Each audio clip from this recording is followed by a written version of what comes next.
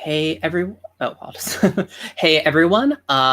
Welcome to session 4 of our run of Sleepaway by J Dragon here here on the Gauntlet. The Gauntlet, for folks who don't know, after 3 sessions, is an online gaming community mostly focusing on role-playing games of the indie and OSR varieties. Besides publishing a monthly zine called The Codex, it also puts out several podcasts about role-playing games. And of course, it organizes a gaming calendar, which this and many other games are organized through every month. The calendar is open to non-members, so feel free to jump on over through the link below if you're interested in playing with any of the folks here tonight, or any of the other people on the Gauntlet. I won't be going into detail about them now, as you can hear about them in the past 3 videos, but we'll be making use of the safety tools known as script change, the X card, and lines and veils. We'll also, as always, be following the Gauntlet inclusivity guidelines, as well as its open door policy. To open today's session, we're going to be starting on Sleepaway's second act, and we'll be going over what that means in a bit. But before doing that, I wanted to go a quick round clockwise from me of introducing ourselves and our characters. So if you could pick it up, Bodhi.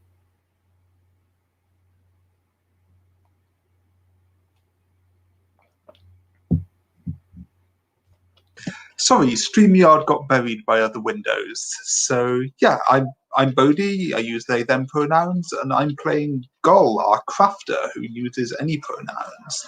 And Gull, it has a special affinity for birds and yeah, can kind of tell the future and sometimes change the future through reading the flight of birds.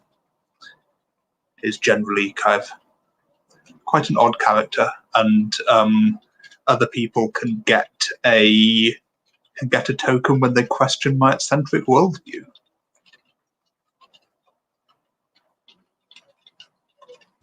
Cool. And then if Daryl, if you want to take it up. Okay. Hello. My name is Daryl. My pronouns are he, him, and I am playing Ursula, the song leader, whose pronouns are she, her. Currently, Ursula is confused and fearful for the various different campers that have increasingly been plagued by mysteries here at the camp. First, there was the disillusionment of Blossom, and then there was the potential dream kidnapping of Myra, and it's not been great. And then there's this whole fear that the camp's going to shut down, and that leaves Ursula in a really weird place, and she's not super satisfied with that. So we'll see where she goes from here. Yeah, and then Maria. Hi, I'm Maria. I use she, her pronouns, and I will be playing Arlie, who uses they, he pronouns, who is our counselor. The counselor, every time someone engages with the camper as a fully realized character, they get a token, which I feel like we did a lot last session, and perhaps we may have been forgetting to do that.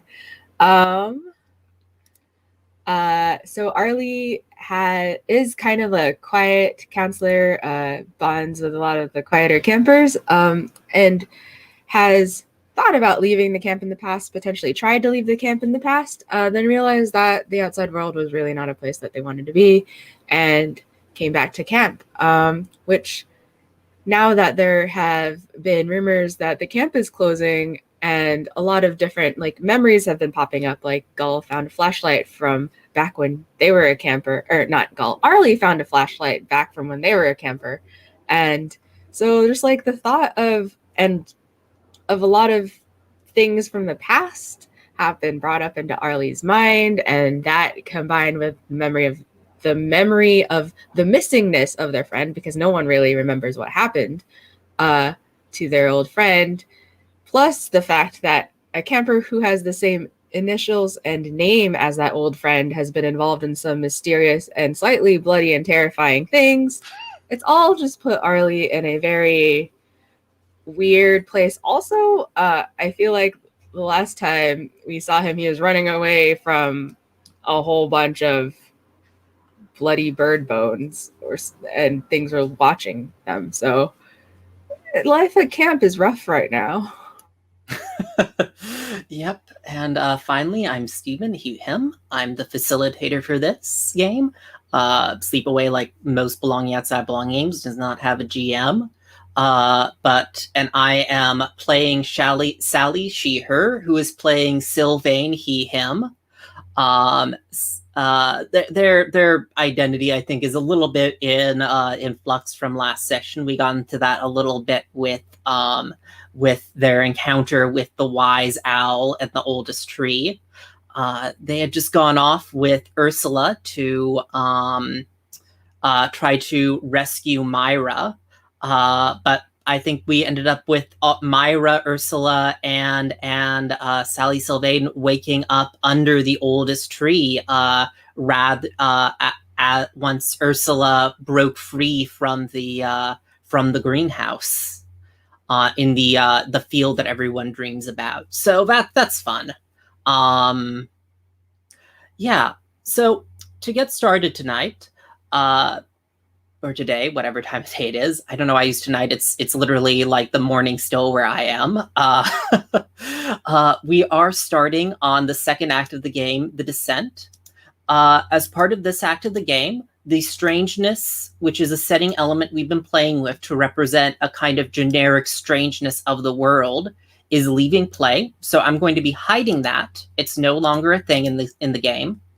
But we're instead going to be picking up a more specific version of the strangeness.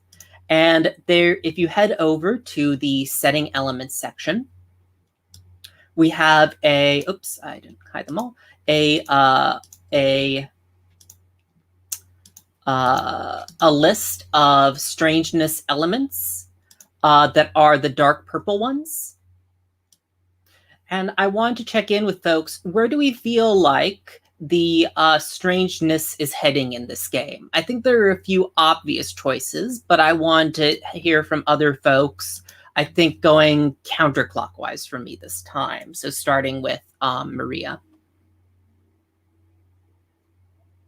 And we can, if folks want, also go through and kind of go over them a bit, like what each of them are.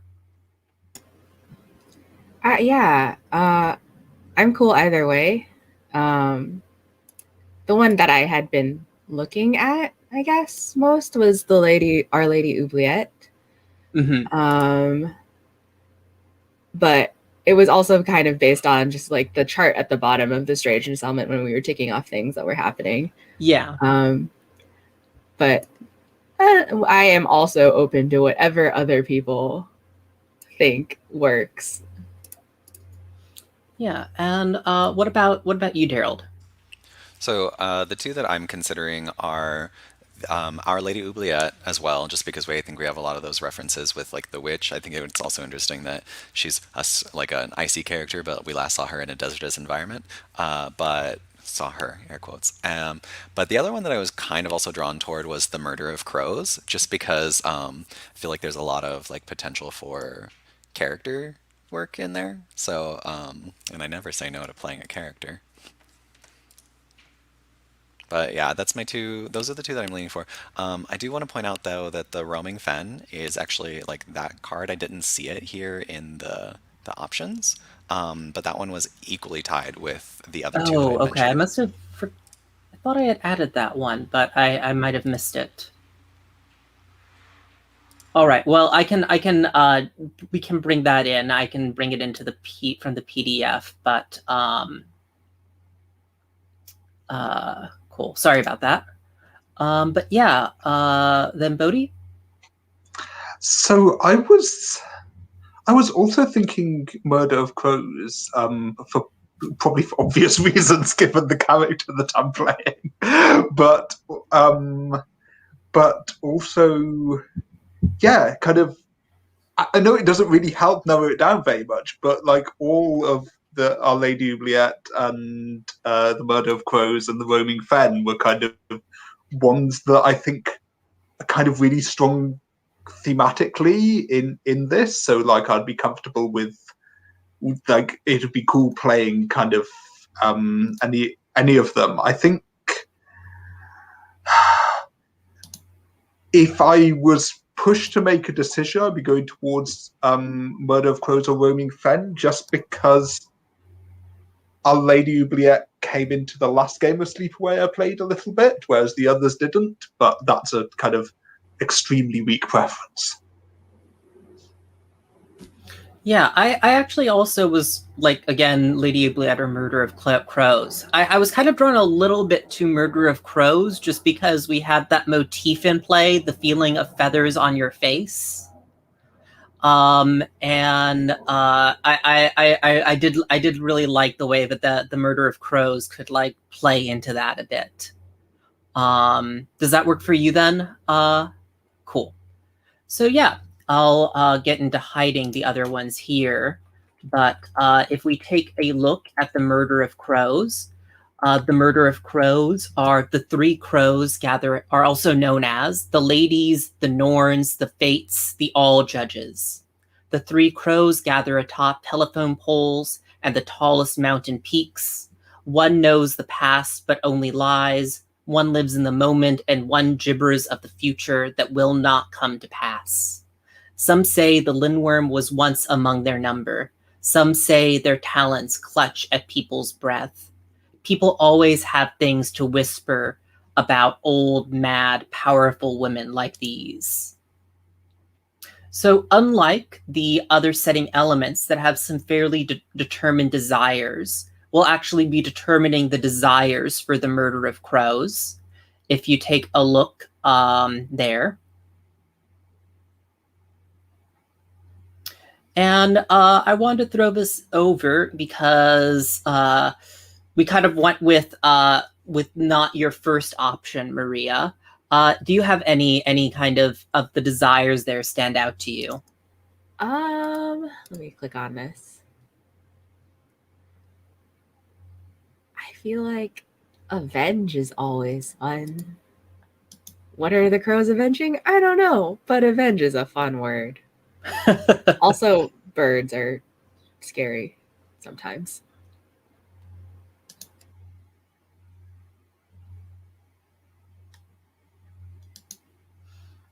I mean, yeah, and then what do the others, so what stands out to Daryl or Bodhi? I kind of feel like Deliver Auspice plays into some of the stuff we've done with birds before, but maybe also Mock makes sense to me as well, or Confuse.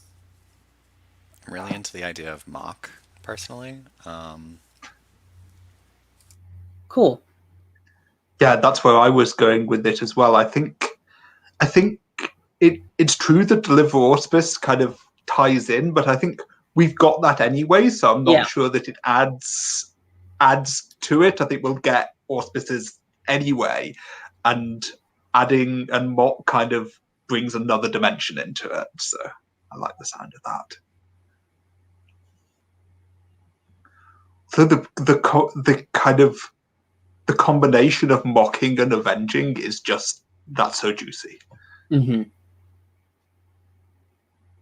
And again, like, I guess playing into some of the motifs we set up, I do like the image, the aesthetic element of scattered black feathers. Like maybe fluttering in the wind against your face. But do folks have other thoughts for aesthetic elements that stand out to them?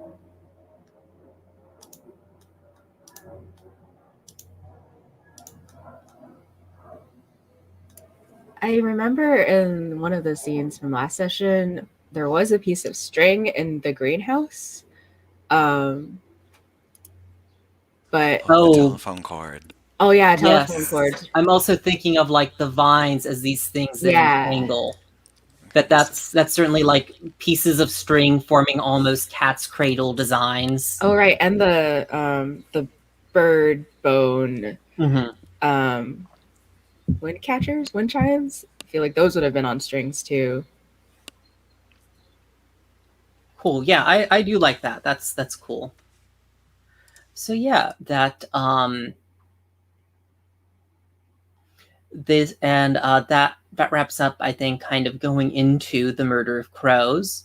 So I know, Daryl, you said you needed to run. I'm just going to be going over the descent for a little bit. So I think now's a good chance to, if you wanted to pop out or needed to now. Okay, I'll be right back. Thanks. Cool. And for folks watching, Sleepaway, unlike a lot of belonging outside belonging games, has sort of a more structured narrative than other games of this sort. We are playing through a very kind of particular story with a particular sort of arc. But whereas the surface was kind of the opening act, the sort of establishing the world as it exists, the descent is really where our status quo gets disrupted and the world begins to spin apart and the true strangeness of things begins to surface. So folks can jump over to the descent tab on the keeper.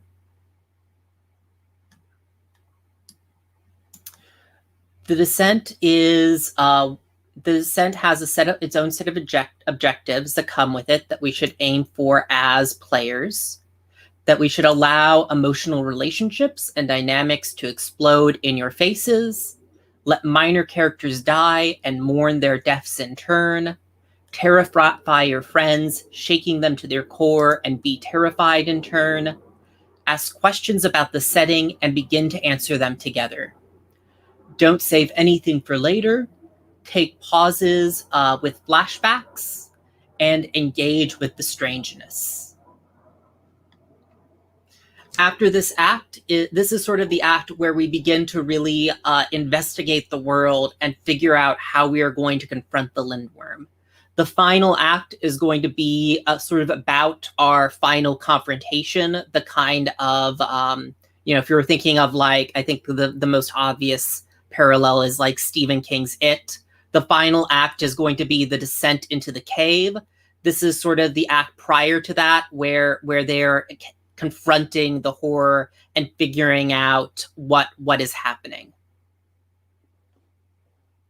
Actually, now that I'm thinking of it, so many Stephen King novels just end with now they descend into the cave where the monster is. But yes.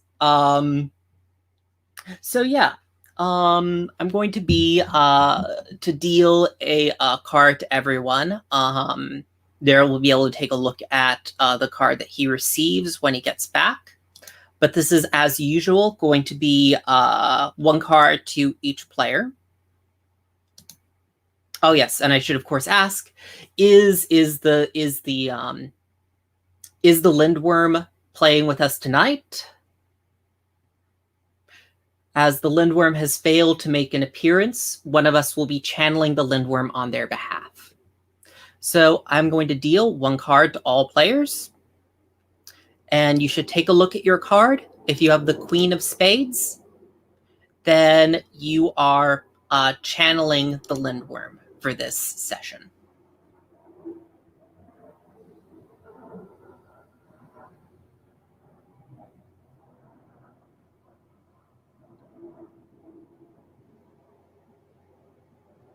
Cool. And have the two of you gotten a chance to take a look at your card. Cool. Awesome. I will give Daryl a chance to come back, but I think that basically resolves that. And actually, let me, while we're just setting up here, let me just hide these other setting elements for now. So I should note the other setting elements, particularly now that we are since we're going to be playing another 4 sessions, will have an opportunity to come up in play, largely through some of the Strangeness playbooks have the opportunity to bring other setting elements in, and certain cards of the Lindwurm do as well.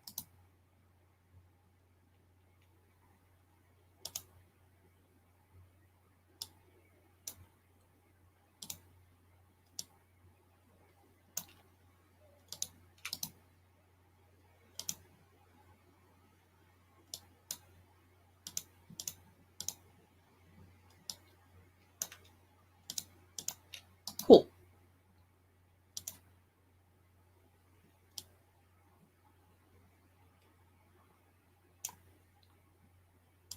So, to check in before we jump into things, did folks have any questions about any of the additions to the game now of like these new setting elements?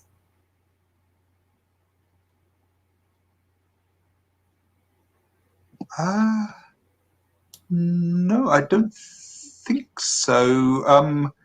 When you said new setting elements, is it just Just the one for now. Yeah. Just the one. Okay, brilliant. Yeah. I was I just confused by the idea that there might be more than one. I was like, I know there's one.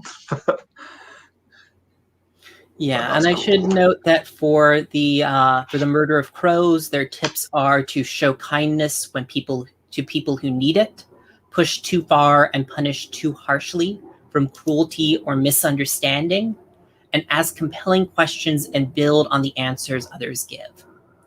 So, while we wait for Dill to come back, I did have a couple scenes in mind that I wanted to push, just because I did feel like, as we brought up last time, Arlie, you weren't getting as much chance to like interact with the campers, and I did kind of want to like give a little bit of a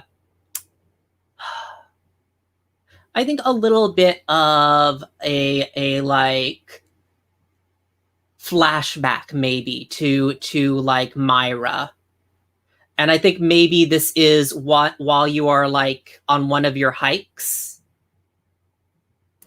Yeah, this is our current Myra. Yes, our current Myra. Like and I think that like as you are walking on like a hike, and to kind of give mention to Daryl what we're doing here, we're kind of doing a little flashback with Arlie to establish their relationship with the camper Myra. Since we established they had a bit of a pre-existing relationship, and I wanted to see that.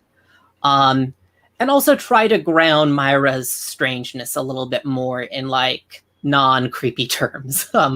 But I think that like you find like actually like on the hike there's a dead raccoon just along the path, and it looks like it's maybe been gored by like maybe another raccoon, maybe like a bobcat, something like that. And I think that like Myra kind of like runs up to it and kind of stoops down and takes a look at it. What do you do, Arlie?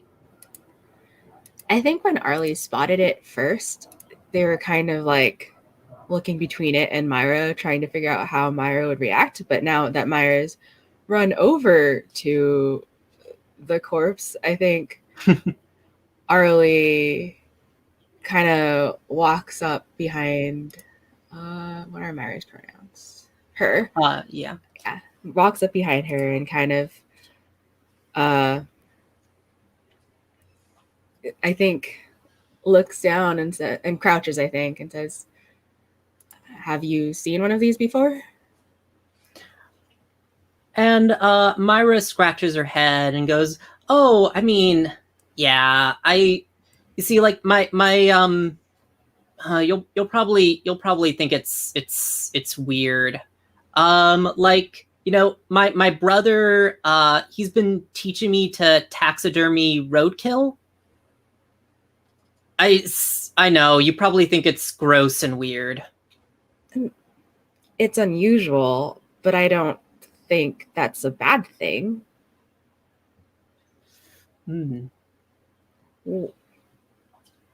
Why are you interested in it?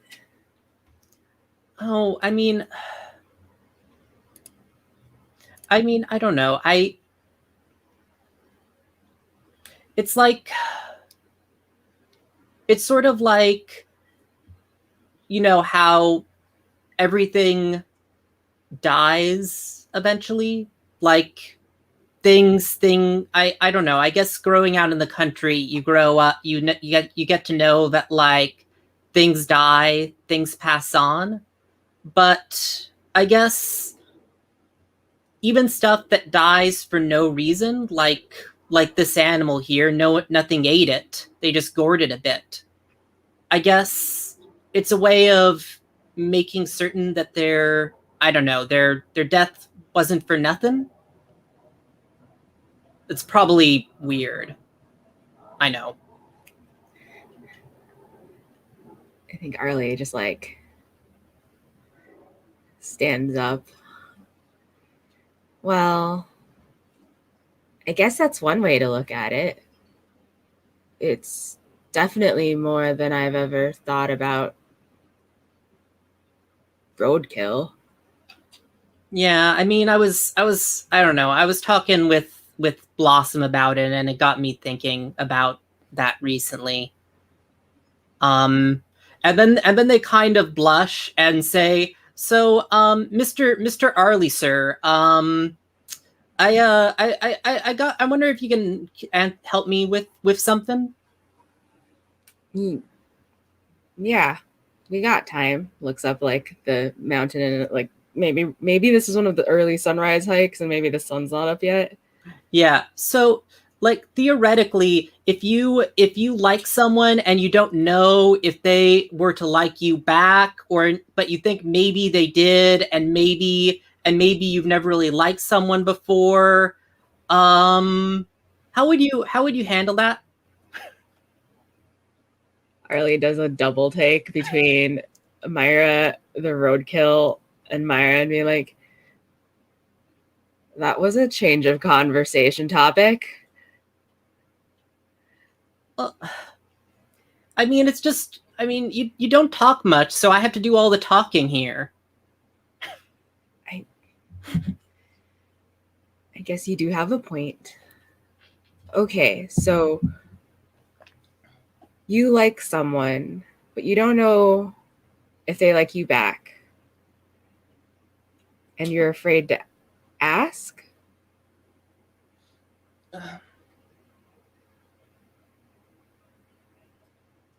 I mean, have you ever been in a situation like that, Mr. Arlie?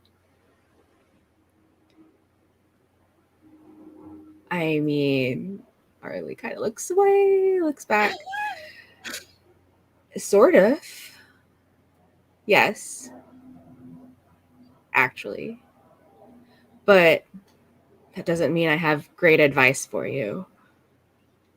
Because everyone's different.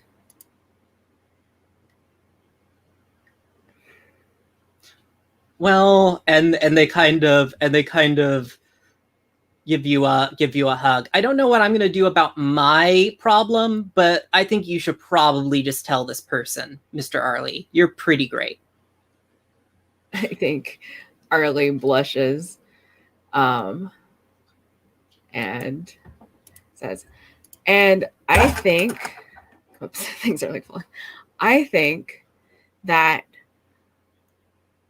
you are someone who is, well, you are very thoughtful. And I think that if you think that you like someone, that you should also tell them, because I think you can handle it.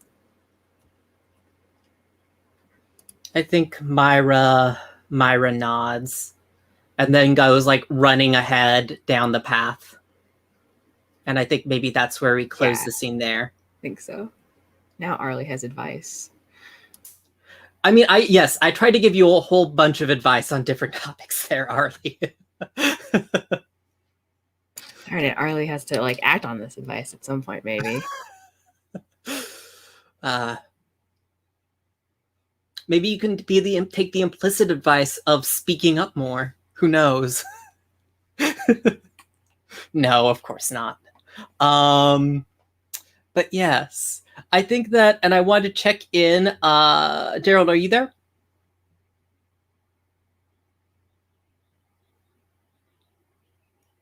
Yes, I am here. Cool. I just wanted to check in. Have you gotten a chance to take a look at the card that you were dealt? Yes. Cool. Then I will. Then we know who is we know who is channeling that. So let me just recall those and hide that deck. So I want to also, before we jump in a little bit further, now that everyone's back, I also wanted to remind people that we've changed up the deck for this second act. Most of the heart cards have been removed from the deck. The face cards are the 4 face cards are still there, Jack through Ace, and most of the spades cards have been added into the deck. Basically, 1 through 10 spades have been added in. 1 through 10 hearts have been taken out. The spades cards are the sort of more deadly options and the more dangerous options that the Lindwurm has access to. And so those are sort of the hard moves of the game. And I just kind of wanted to give people a heads up so keep in mind people may start like dying at this point in the game. But yeah, so that was the scene that I wanted to open on a little bit, because I did like Myra still has weird interests, but I want to humanize her a bit more than we have, as other than like being the channel for the Lindwurm. But yeah, I kind of want Gull to get into the taxidermy more and maybe get taught it by Myra. Like, I think that's one for the future, but kind of just putting a pin in that one. Yeah, and I think did folks have another scene that they kind of wanted to move into from here? I kind of want to see what it looks like, kind of Gull interacting. Who was it last time that saw Gull in this dream, not a dream kind of sequence with the greenhouse? And So Ursula thought that she had heard Gull, uh-huh. but no one actually saw Gull. Like, Gull was not visible on screen. Yeah.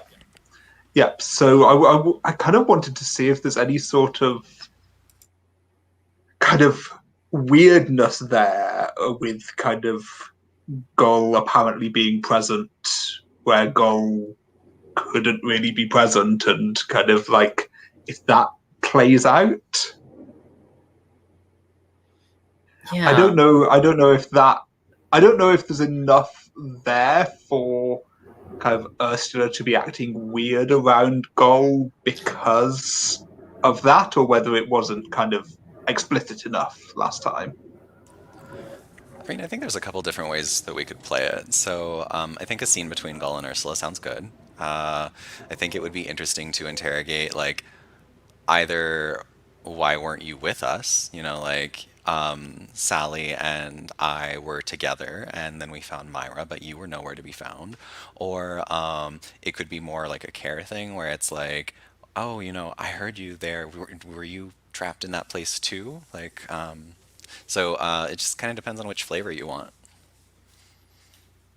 I think the second one sounds really interesting because what kind of jumps out at me immediately is maybe Gull remembers being there, but only when it's mentioned. It's like Gull doesn't have a memory of it until Ursula brings it up, and then like, oh my god, I was there, and and we can just play with that. Okay. So where does Ursula so Ursula is just going to basically find you and like glom onto you, but where does she find you and where does she glom onto you? I think I'm setting up for a art class that's I think it's taking place in the field, and it's kind of I'm setting up a kind of big sheet of paper or fabric kind of on the ground, and it's kind of like painting with big brushes, kind of like big scale stuff, everyone working on the same painting. And I'm just kind of rolling out this canvas, and I think because I'm kind of quite small, quite slight, I'm struggling with it. And maybe kind of you see me kind of in the middle distance, kind of struggling with rolling out this canvas. Okay. So yeah, you were there and you're like hoisting it up, you're trying to drag it out and like straighten it out. And then all of a sudden you just feel like arms wrap around you and it like the counterbalance tips you over and then suddenly the both of us are like laying on top of the sheet, which is now very wrinkled because, you know, we've just like landed on it. And you just hear Ursula say, "Oh my goodness, you're okay. You're here. You weren't with us when we woke up. I didn't know what was going on." And Gold just looks very confused and is like, "Well, of course I'm here. Like, I'm meant to be here at this time. I'm running a class in kind of an hour. I need to set up for it. What, like, are you, like, I appreciate the hug and everything, but, like, what's," I'm just kind of completely confused as to what's going on. And she like straightens up and like runs a hand through her hair and is like comporting herself basically, but says, "You may be here now, but 15 minutes ago I heard you out in the far field." And you can see Gold suddenly looking off into the distance and just kind of freezes for a few moments and then shivers and then looks at you and is and just speaks in much quieter voice. Kind of, what happened? Well, Myra went missing, and Sally and I found ourselves at the far field and found Myra half buried in the ground.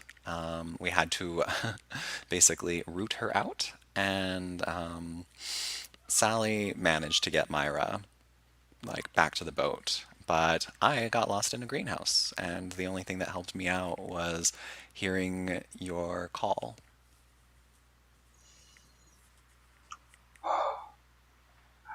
And I think I start crying because the memory that's come back to me is of me observing through the eyes of whatever was burying Myra and controlling these things in the greenhouse, and I was seeing through the eyes of the hunter. Well, and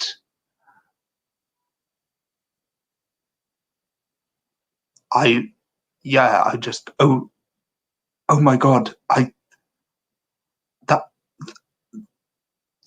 it was me. That terrible. I'm looking down at my hands and like, but oh, and I think that I think I've stood up at this point. I think I just sit back down heavily onto the canvas and be like, "Oh, are you? Is everyone all right now?" I mean, Sally took Myra to the nurse's station, and I came here to find you. So I guess everybody's okay. Um, Out of character, I have a question. Is Mm-hmm. when you went through that memory where you were like looking through the eyes of the thing that buried Myra, were you overwhelmed by any particular emotion? Did you feel anything? I think that I felt.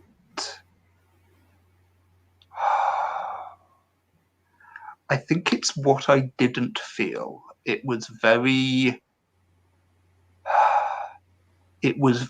calculated. I felt very distant, very old, very cold. I almost want to interject here into this memory a little bit. I think that as you were watching them, an old woman's voice whispers into your ear, "See how she runs away from you, Gull. She runs away just like she ran away from the craft. She can't be trusted with the truth of the world, not like not like you and I can."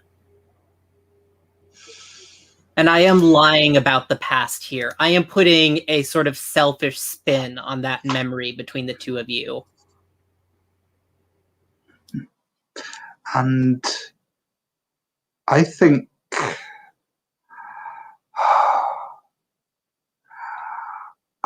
I want to spend a token, my actual only token at the moment, to have a conversation defined by pure honesty with this voice.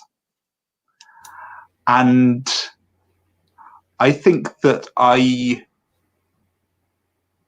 think what you so are you interjecting this voice at the present time or at the... I think it's actually I'm kind of doing that within the memory. This is, you talked about how you remember this. And I think in the memory you felt the feel of kind of birds' feathers stroking over your shoulders, caressing you. I would like to in some way kind of reconnect with maybe there's a kind of lingering connection. I don't know if I'll get an answer, but I think I want to give back to that voice wherever it was coming from. I think I want to say that I trust my friends and that I know your game, I know your lies, because this feels kind of familiar to me. You don't know. I think this is something... You don't know any game of ours, little daughter. Trust gets us burnt at the stake. It is our cynicism that keeps us alive. And then with a flutter, you kind of feel the feathers burst apart on your back and disperse. And I think now we flash back to the present. I think I just wanted to add that in to... Nice. And I think Gull's kind of sitting, shaking on the ground. And I think at this point, Gull has remembered enough and realized that I didn't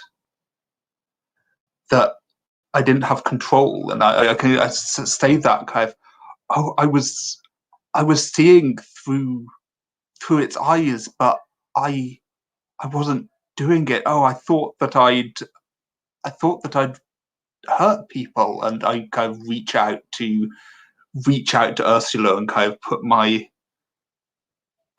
hand on her shoulder, and I'm saying, I'm so glad that I didn't hurt anyone, but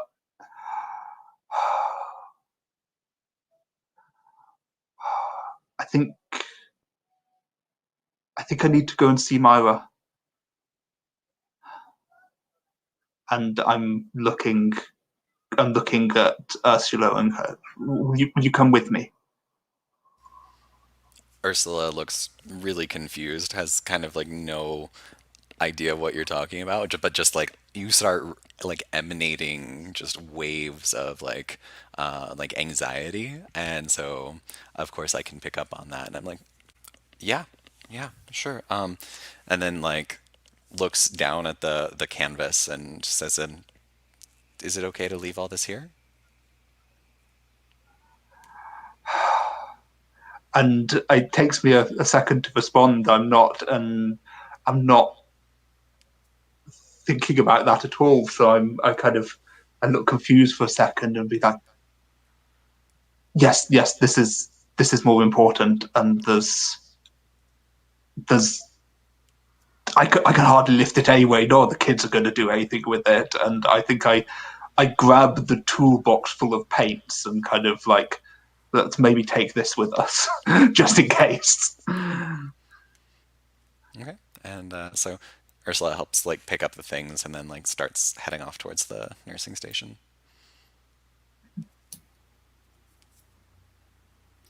Yeah, and I want to check in, kind of moving from there. I think that we heard it. We kind of did. You have any thoughts on where? I think that the last scene was suggested by Bodhi, correct? So I did want to check in about like, did you have any thoughts on a scene you wanted to frame, either about your own character or someone else's, Ursula? No, I mean I feel like I'd like to. Well, actually, so I think one of the things I want to meet the park ranger. Yes, right. Yeah, so I would like to maybe like Asgal is, like meeting with Myra or something. Like I see like them like this park ranger kind of like hovering in the background or something like that. Yeah, cool. And I've kind of taken a lot of the kind of NPCs. Did Bodhi or Maria want to pick up Jennifer? Yeah, I'm happy to pick up Jennifer. Although I now I say that I'm realizing, Maria, you haven't spoken for a little while. Do you want to pick up Jennifer instead? Sure. What do we know about Jennifer? We just know she's a park ranger. Yeah, she is doing some research on the dead animals in the woods, Right. And the fish. Mhm. And I will point out that when I was spreading the rumor, I was playing the lake and spreading an untruth. So you can decide however much of that rumor is actually true or what's just like made up. Okay, cool. And she was introduced as a strangeness, which I think kind of a priori gives her sinister intentions, but we can see how kind of much that plays out. Cool. Yeah. Where does Ursula find Jennifer? Where would you like to set this? And this can maybe also be even a flashback to like, we don't have to go in strict chronological order. I mean, I kind of like the idea that, maybe I see somebody like flitting around outside the cabin. Oh yeah. And like so it's like I like get up and I walk out the door and I see, the back of this person round the corner, and then I round the corner and I see them going back behind it to like, the wall and like the tanks where they like store water and things like that. Oh yeah, and maybe you feel you need to go and investigate because it's not someone you recognize, and you're kind of like, maybe it's standing procedure that you kind of go and challenge people who aren't kind of members of the camp, who are hanging around camp. And I think Jennifer also definitely has clothes that are not normal camper outfits. Like, I think that they're wearing, I meant for some reason, like a brown khaki-ish uniform. Maybe I'm getting them mixed up with park rangers, but oh wait, she is a park ranger. Yes. Yeah. So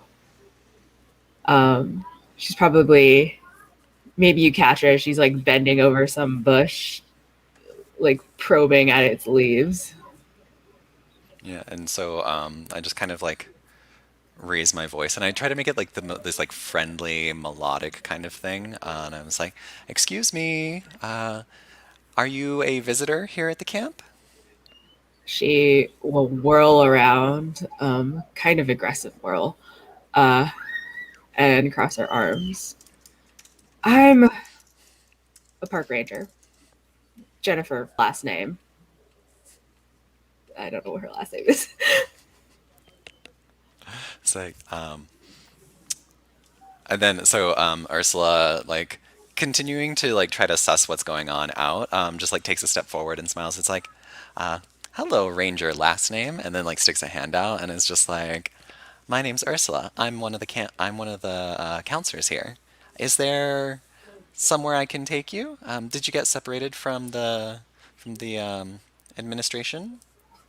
Actually, and I think like Jennifer like uncrosses her arms, looks at her hands, which I think you could see are like somewhat dirty, um, and a little bit like cut up from. I feel like she's been digging, literally, and she thinks about extending her hand out and then just drops it to her hand.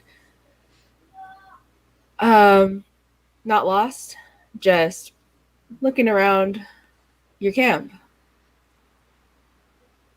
Do you have any idea how many kinds of plants you have around here? I mean, somewhere between most of them and all of them. Some of these plants don't belong here. I feel like, and then Ursula just kind of like looks down at the plant and looks back at Jennifer and says, you know, you should give a lecture for our herbalism merit badge. I think it would be really educational for our campers if you could talk about some of the invasive species here. I think that's a little bit out of my job responsibilities. I've just come here to, well, for one thing, I was here to see the fish cull. I've been measuring levels in your lake. I can't detect anything out of the ordinary, but clearly there's something wrong with your lake, aside from the fact that it no longer has any fish. Ursula flashes back to like the great fish purging of like last week, and just kind of like says, I mean, maybe there's something in there. It scared all the fish away.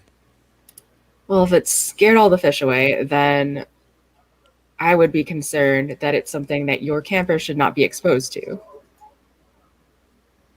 I'm inclined to agree. And I think what Ursula's doing is like probing to see like how much you know.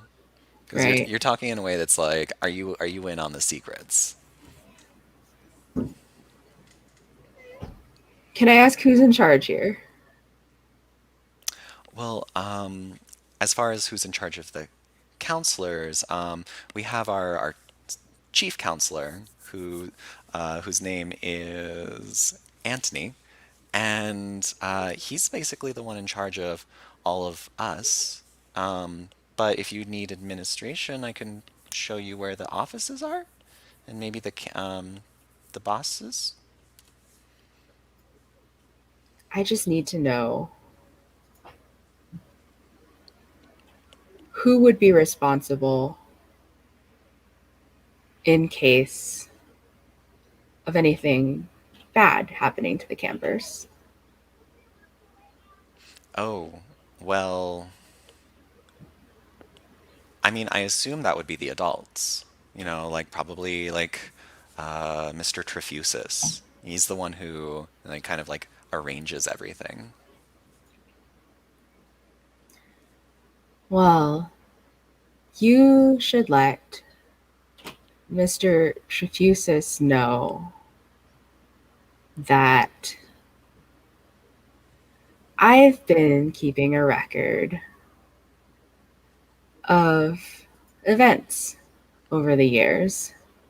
Well, and by I mean the Rangers. And there are certain things that are concerning as a pattern.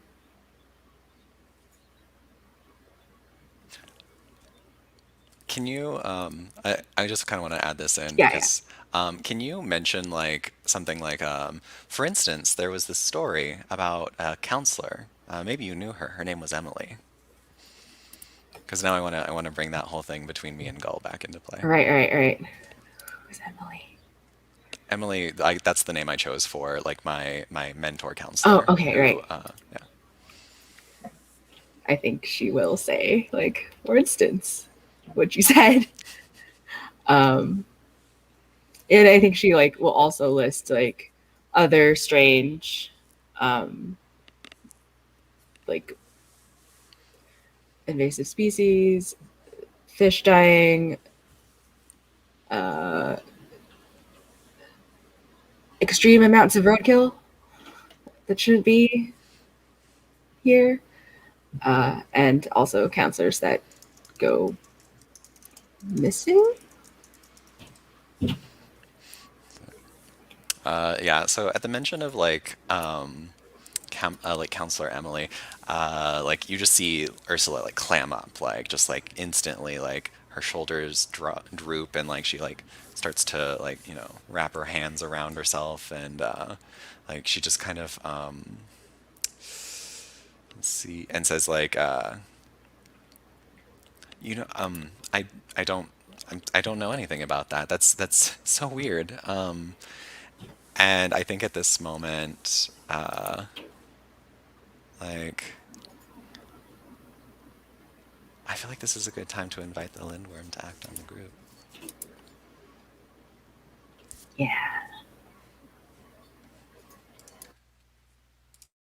And everybody shut off your camera and mic.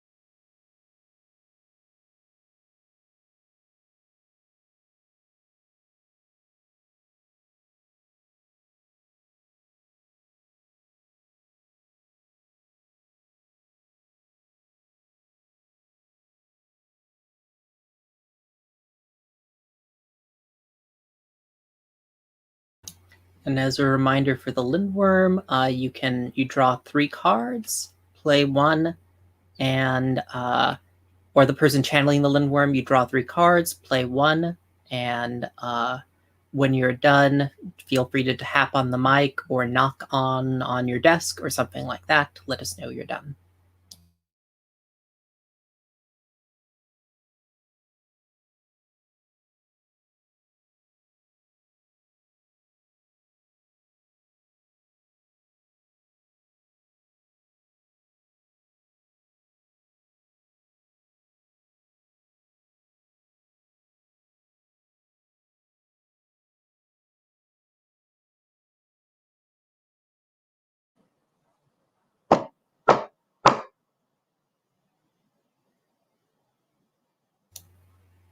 Okay, so it looks like cool. So yeah, it looks like we have a card down here by the mess hall. Let's flip it. And it is the 4 of diamonds. The 4 of diamonds, if we go over to the chart section,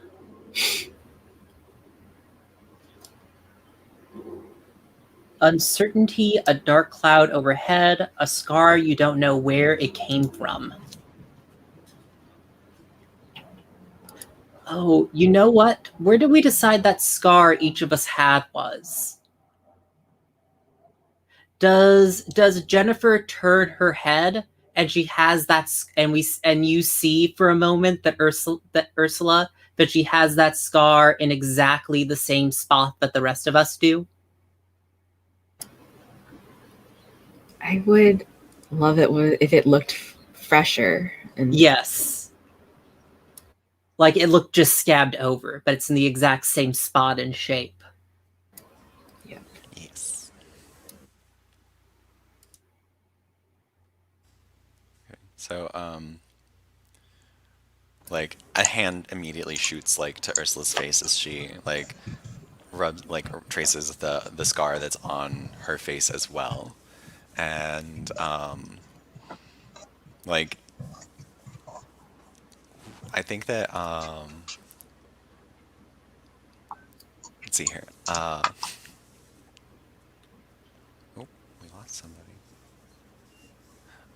I think that what happens is that I want to use my strong move, which is help someone find their voice, and I think that I like reach forward and like snag Jennifer's dirty hand, the one that she wouldn't shake with, and I say, "Oh, that cut on your face, it looks pretty fresh.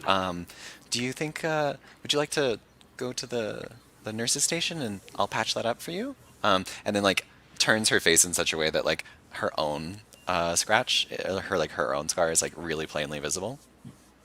Can I ask what you're thinking as the goal of like that move? So I basically want to kind of suss out like whether Jennifer might be somebody who like I just kind of want to hear like what I want to reveal like a clue about like the thing that we went through. Right, right. And like I don't necessarily I think that like as a adult she's not going to be like somebody who's going to help us or anything like that. Yeah. But it would be great to like hear how she like how she got the scar and like what she remembers and like how that aligns with like with the experience we went through.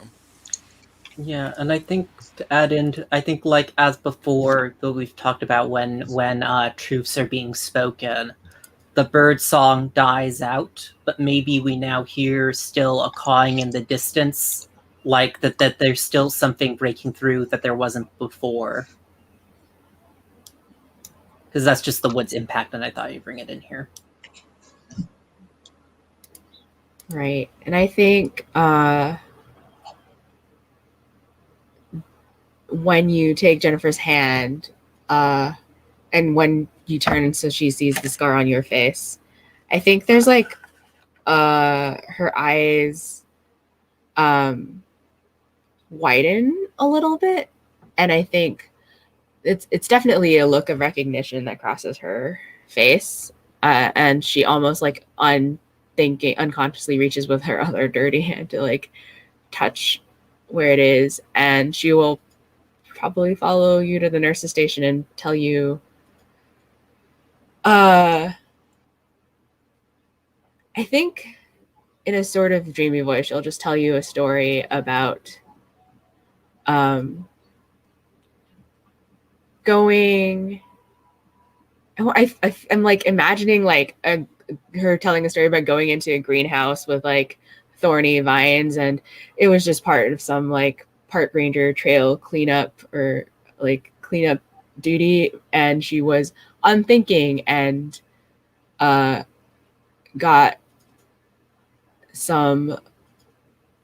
caught in some thorns, and this is the result of that, if that works.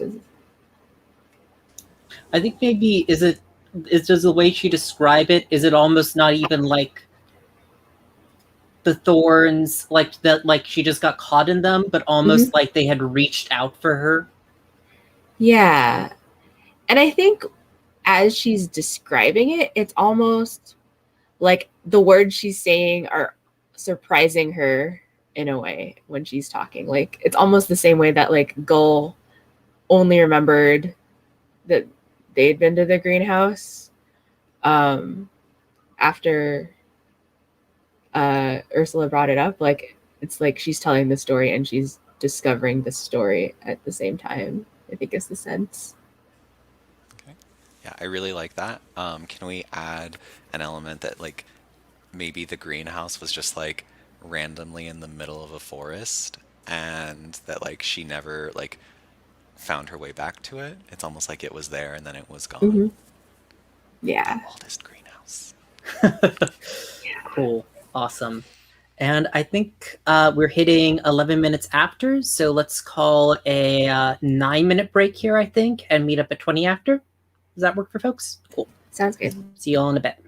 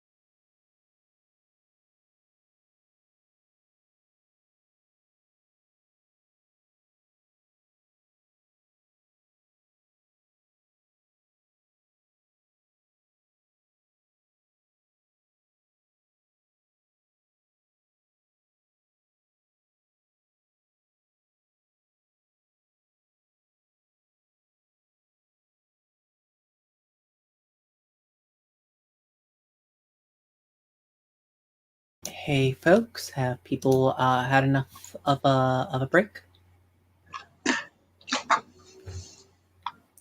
Cool. I had kind of wanted from here to hop in. I kind of both want a scene with Sally or Sylvain in it, but I also was kind of thinking that I wanted to try to amp up the tensions a little bit. So I kind of wanted to open a scene on invoking the Lindwurm to kind of see where that gets us. So if that's cool with folks, we'll just turn off our cameras again, and the Lindworm will get an opportunity to act.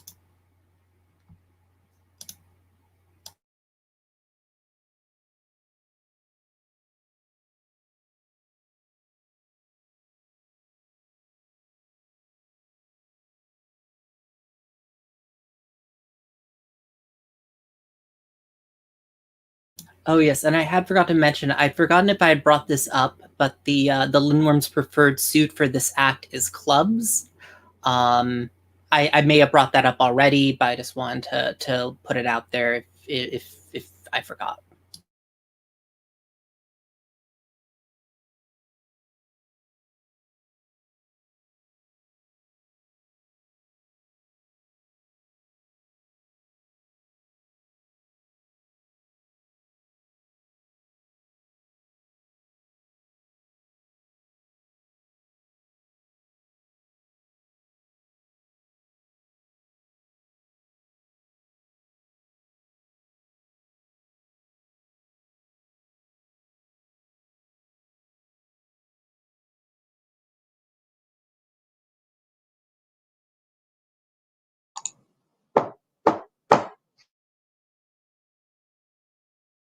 Okay, let's see here. Let's go back to this, and we have a new card.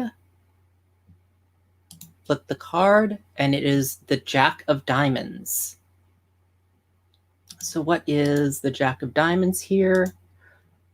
The Jack of Diamonds is fire, sudden brightness, fear amongst the campers. So do we think it's kind of placed up in the forest, but I like the idea just because it is so far been an important place to the campers last session. That is the fire in the secret kissing grove? Is that where it starts?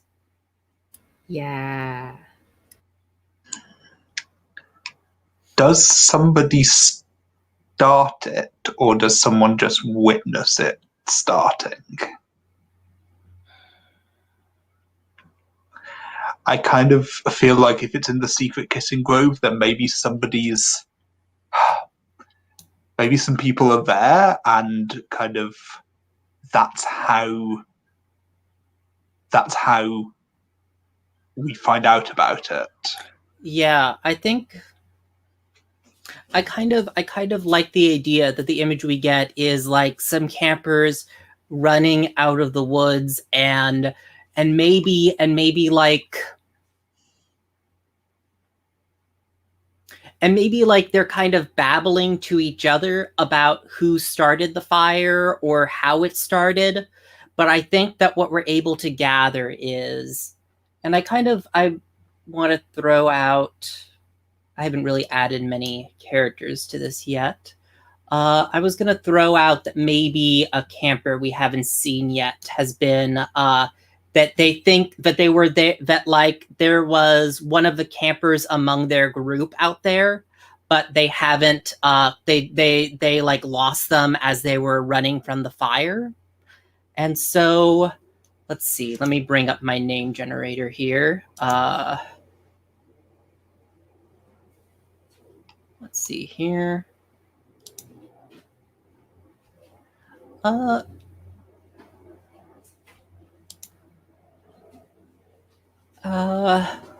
Let's say Riley, who is he, them, and is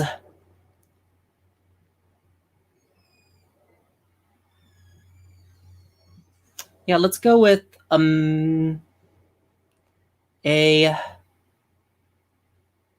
empty faux wolf.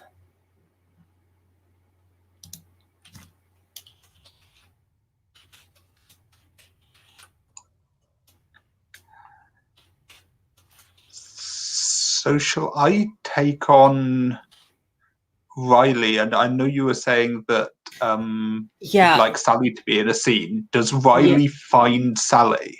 No, I think Riley is the one that's missing. Okay. I think Riley is the one that that the other campers thought were running back with them, but like wasn't. But then they were like, "Oh, Riley isn't here." So I think like Sally is. Oh yeah, go ahead. Oh, sorry. I just want to take on the camper that runs up to Sally and is like, oh my god, there's Riley still back there.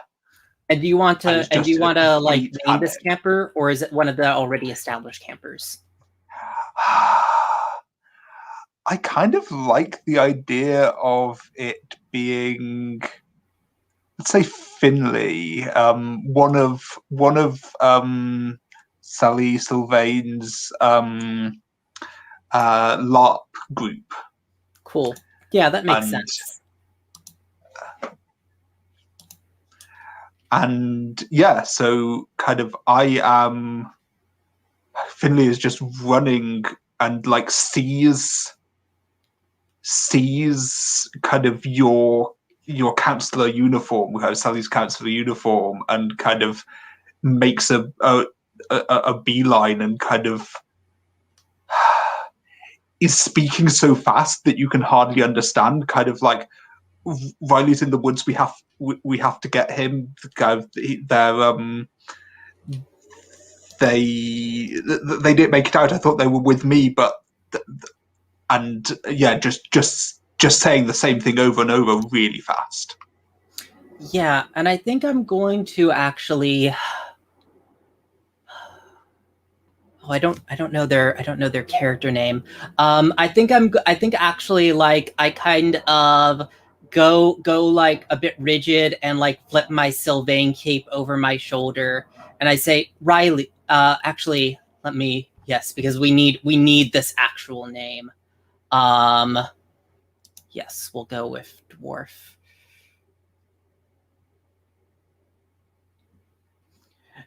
Duradumlin, are you a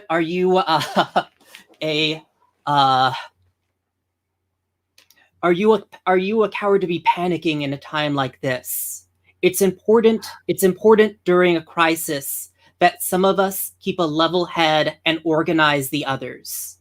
I, Sylvain of the Ebonwood, and I pull out my fake broadsword, like my LARPing broadsword, and like and kind of do a little knighting gesture with them. I'm giving you the quest of organizing the campers and making certain that the residents of the Ebonwood are all here and accounted for, while I go into the woods. And so I'm sort of reinterpreting the Lindwurm's play. I'm trying to turn their panic into adrenaline and whatnot. Yeah, and you see kind of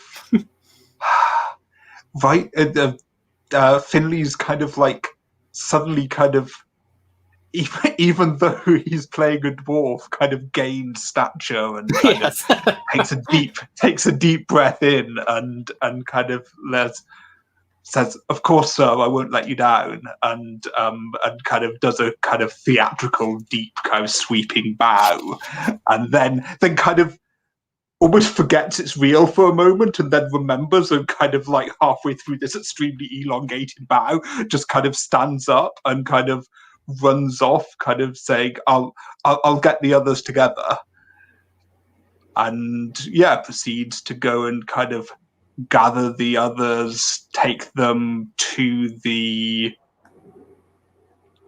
cabins, kind of inform everybody else, and I think it works. Because I do want to actually like bring in Ursula here, because we didn't get a lot of screen time together, the one scene we were in. but I imagine maybe were the two of us working together at the time that Finley came running out and we began to smell the smoke. Yeah, I think that's probably like maybe we were cleaning up after mess or something like that. Yeah, I think that I'm going to intimidate you with a sudden display of emotional intensity that like I grab your hand and squeeze it. And Ursula, you're better at this than I am, but I need you to keep an eye on everyone here. You're better at dealing with this emotional stuff than me. And Ursula's like really surprised and taken aback, but realizes that this is the way that you're gonna act. This is the way that you're gonna like make like pull off whatever it is you're gonna pull off, and all I have to do is keep the counselors in check. And so she just gives you a brief nod and and also a brief squeeze of your own hand, because this dashing knight. Oh And yeah, I definitely blush and pull my hand away, and then like immediately I lose some of that intensity and kind of go I should be going Riley's trouble, and I kind of go running off. mhm. I'm rejecting a moment where it could open up and Oh, poor child.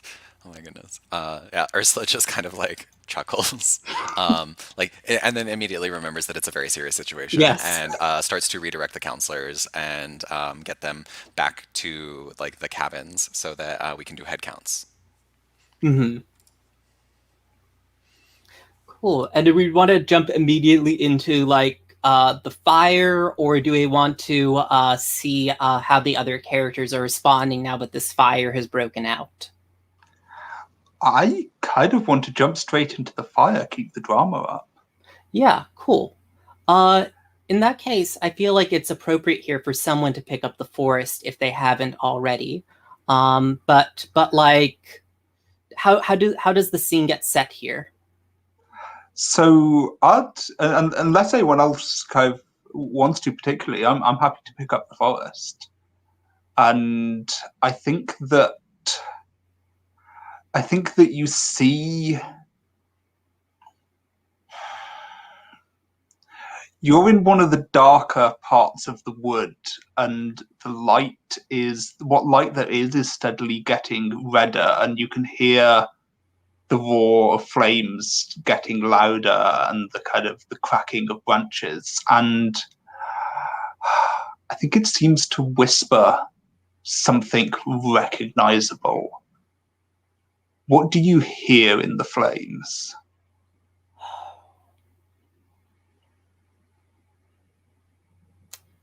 I think I kind of am hearing almost this flickering, like talk that like you're not Sylvain. All you have is a little fake all you have is a little toy blade, and it's not sharp enough to chop me down. And I think as you recognize what's being spoken, an ember kind of is blown on the wind and kind of catches on your wooden broadsword, and kind of you notice a kind of little flame start up, and kind of I'm not suggesting that your sword kind of burns completely, but it scorches slightly on the edge as if to illustrate the point. Mm-hmm. I think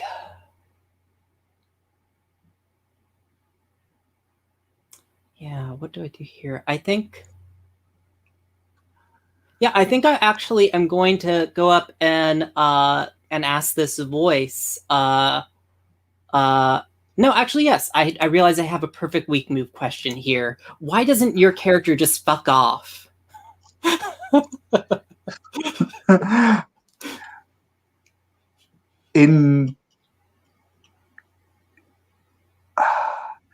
So you're asking that to the voice? Yes. Oh, fantastic! And I think you almost hear laughter in the sound of the flames. It kind of is chopped off and kind of crackly, and says, "I was here long before your kind. I will be here long after you're gone. You cannot stand in my way." And a large burning branch kind of falls behind you and cuts off the route that you just come from. Yeah, and I want to clarify that this is in some ways the forest talking here. It's not necessarily the Lindwurm, because of course we shouldn't like give voice to the Lindwurm. Yes. Yes, okay, cool. I just wanted to clarify that. I'm thinking it's the forest in its aspect as distrustful. Forest fire. Yes, distrustful, and in the fact that distrust us. Yes. Oh yeah. I mean, do I want to? God, I feel like this is a terrible thing to do, but I feel like I'm in a panic now. And do I see Riley anywhere? So I'd like to jump in there. Oh, yeah. If we're gonna come across that and take up the murder of crows. Sure. Okay. So yeah, are you charging forward, headstrong into the flames? Like. Yeah, I guess I am. Yeah. Cool. So yeah, you're like diving forward, and even though you're unsettled and there's flames everywhere, and you're coughing, and the clouds are like the smoke is overwhelming, and then all of a sudden you trip on something and you hit the ground, and as you like roll around and look over, you see a face staring back at you, and the eyes are closed, and the skin is pallid, and you realize that it's Riley, and he's laying on the ground next to you, and he's all tangled up in a bunch of this red thread. And there's this like crow that's just kind of like grackling next to him, picking at the red threads. You're not sure. It almost looks like the bird is trying to wrap him up in the red thread. And the bird looks over at you.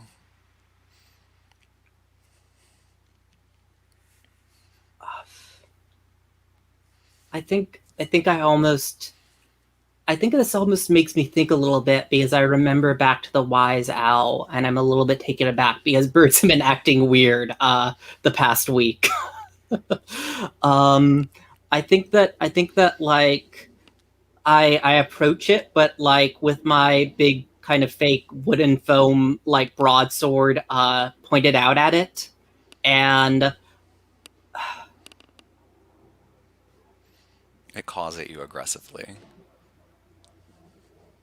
Yeah, I guess I'm gonna ask the crow. Yeah, I guess I'm gonna ask them this, because I don't know if they're friend or foe. Who does your character want dead?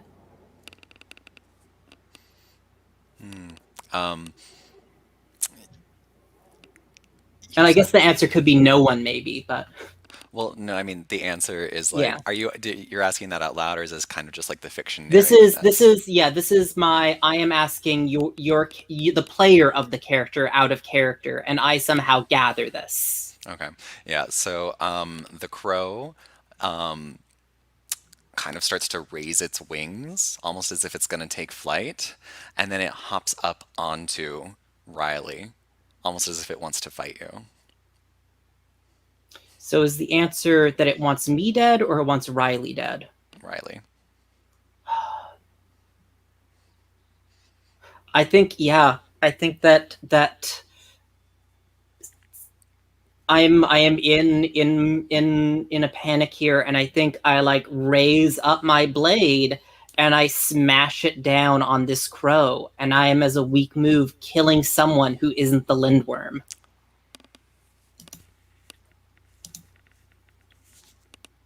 The crow dashes away at the last minute, takes flight, and soars into the air. A couple of feathers fall away from where it landed. I think even like they like kind of brush in the hot wind and blow into my face. Mm-hmm. Yeah, So some of the feathers do that, but there is a feather between your sword and the body that it connects with. Wait, so you're saying I kill Riley? I mean, you're not going to kill the bird. Okay. So it's up to you. Like, if you, because it is a weak move, so Yeah. saving Riley with a weak move doesn't make I sense. don't think I was necessarily saving Riley. I was thinking that maybe I was drawing the wrath of the murder of crows. Okay. All right. So let's rewind that a little bit then. And so yeah, your sword comes down, and the bird is about to take flight as you bring it down, and there's just this sickening fleshy thud, and it falls to the ground, and your sword has a little bit of blood on it, and all of a sudden, like above the roar of the flames, you just start to hear like the infinitesimal cawing of like many, many crows. And then there's this flapping of wings, and suddenly birds are dashing out of all of the bushes and all of the trees, and they're Yeah. taking flight. And I'd like to use one of the Murder of Crows moves, which is Yes. to, let's see here, carry something into the clouds, and they yank your sword out of your hands and take it away.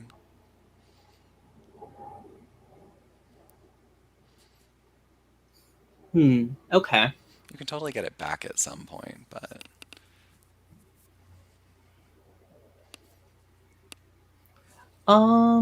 Yeah, I think then that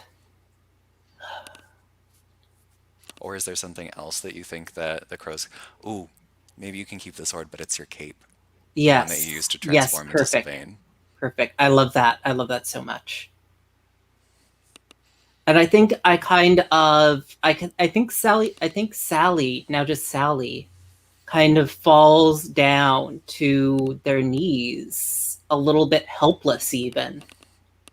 And I think that I kind of want to, even though I'm playing a character here, I do kind of want the idea that maybe do we see then through the smoke these little flashes of what might be flashlights through the smoke. And I think that she remembers that she's here, and if she doesn't get Riley out, then they're both going to die here. And even without the cape, she tries to reach down and coughing pulls Riley up onto her shoulder and like goes kind of limping through the smoke, kind of pulls him through the fire. I think I'd like to pick up the magic and act through something unaware. And I think you see a woodland creature, maybe a stoat or something like that, and it's running from the flames, but it pauses for a moment in front of you and runs in a direction to a path that you hadn't noticed before that leads away from the flames. Yeah, and I think maybe we see like the closing is like Sally go kind of limping off with Riley as like a burning branch falls down behind them, obscuring them from view. Does that work?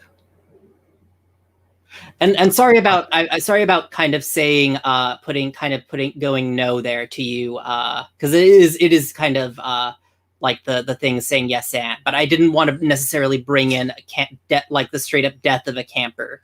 That's fine. I misinterpreted that. You said that you wanted to kill something, and so I interpreted that meaning that you wanted to kill the camper. But if that was like the misunderstanding, that's totally what that's there for. Okay, yeah. Like I was seeing it as like I killed something without accomplishing much. Like I killed something and just I think that going forward, probably if the murder of crows needs something to avenge, I'm a good target for that.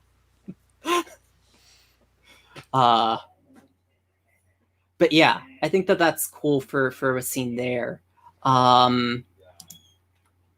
Do other folks have a thought of where we want to proceed from here? Like, I think maybe does Sally not show up immediately? Because I think I've rather gone deeper into the woods rather than out of them. Maybe.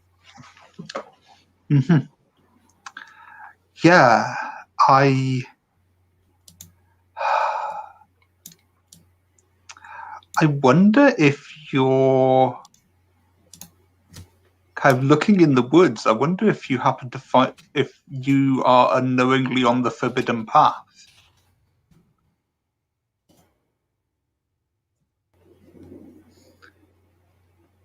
Yeah.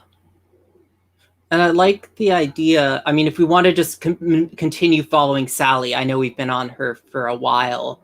But like if I'm just checking in with folks if we want to flip off to someone else before we kind of go into what we see on the forbidden path.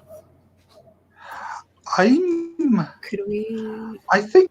Oh, sorry, go on. I was like, could we do like a search party? Like if it's Yeah. been long enough that all like maybe Sally's LARP campers, for example, like are very worried because their favorite counselor is missing. Like maybe we organize a search party and then potentially we'll run into Sally on the forbidden path. Because I do have an idea for what we encounter on the forbidden path, but I also want to give other people a chance to shine here. Does that work for folks? Do people have like a frame where they want to bring that in? Well, I think that I would like to. Maybe a place to start would be kind of everyone else is wanting to go in kind of the obvious direction, and I'm just looking up at a flight of birds who are scared up by the fire in the sky, and I'm saying, no, it's this way. And not giving any explanation, just saying it's this way and refusing to go with the others. I think Arlie is gonna question your eccentric worldview, I think, and kind of like look at, are we in the woods or at like forking of paths area?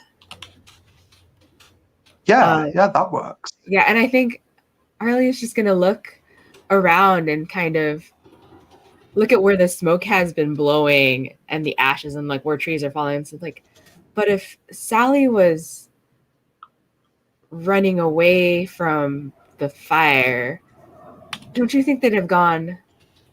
I don't know. The wind was blowing the smoke in this direction, so maybe they went in that direction, which is the opposite direction of the direction you're looking at, because you're not even looking at the woods, Gull. I think I'm straight up asking as a weak move, why doesn't your character believe in me? I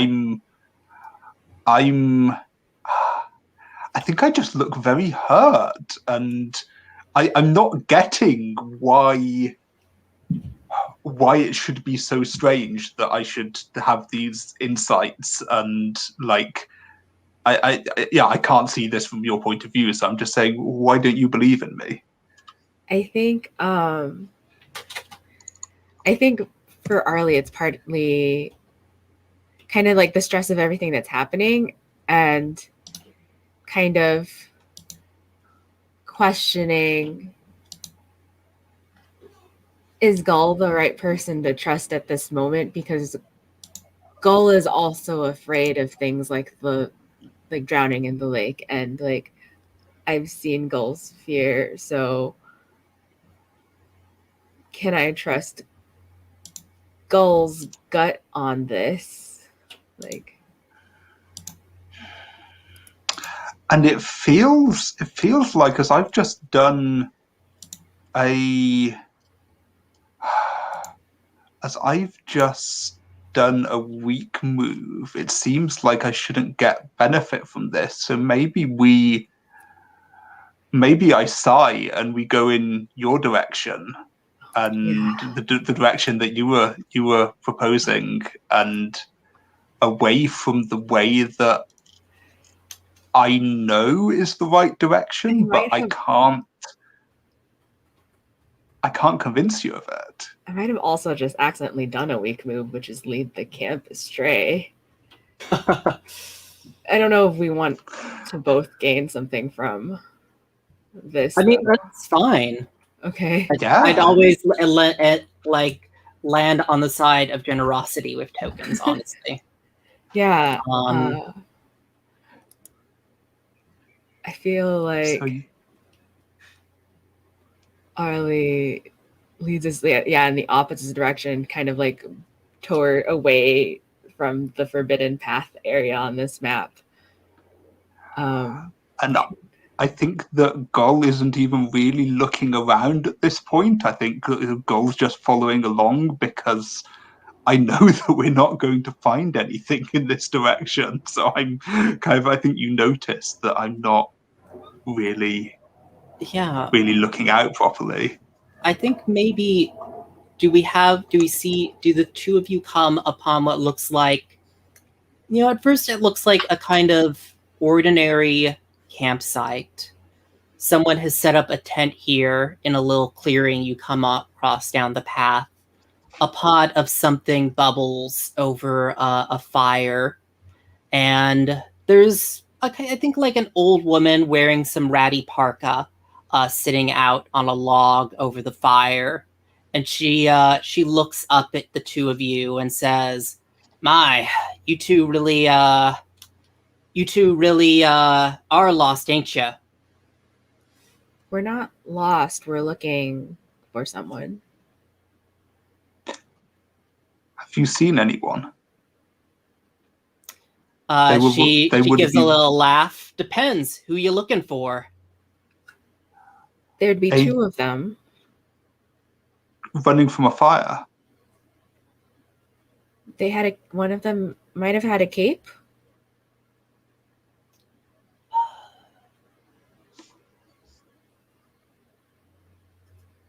Now, this one with the cape, do you suppose that they had the cape, or the cape had them?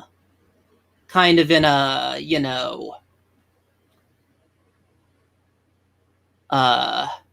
channeling sort of way.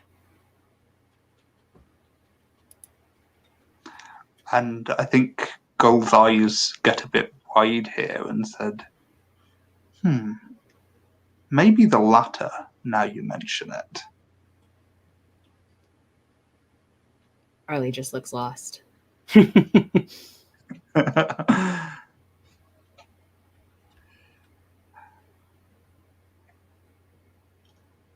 This one's a bit thick, ain't they? Not like the other one. The one that doesn't want anything to do with you anymore. And she gives a little spit into the stew.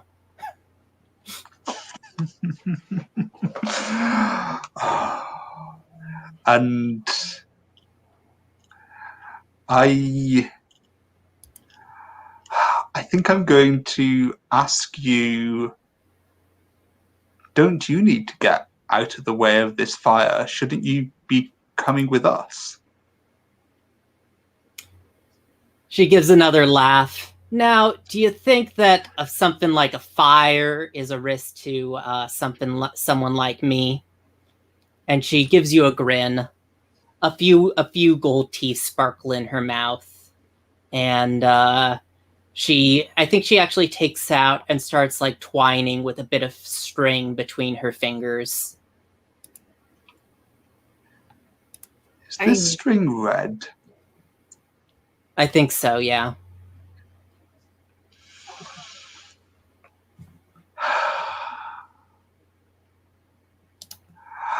I think the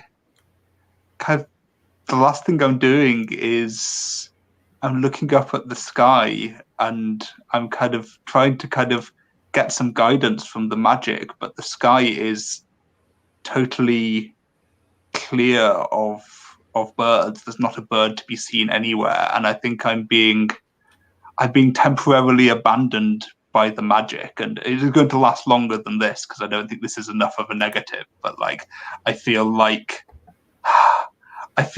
this old woman wouldn't want to be spied on by the likes of me, so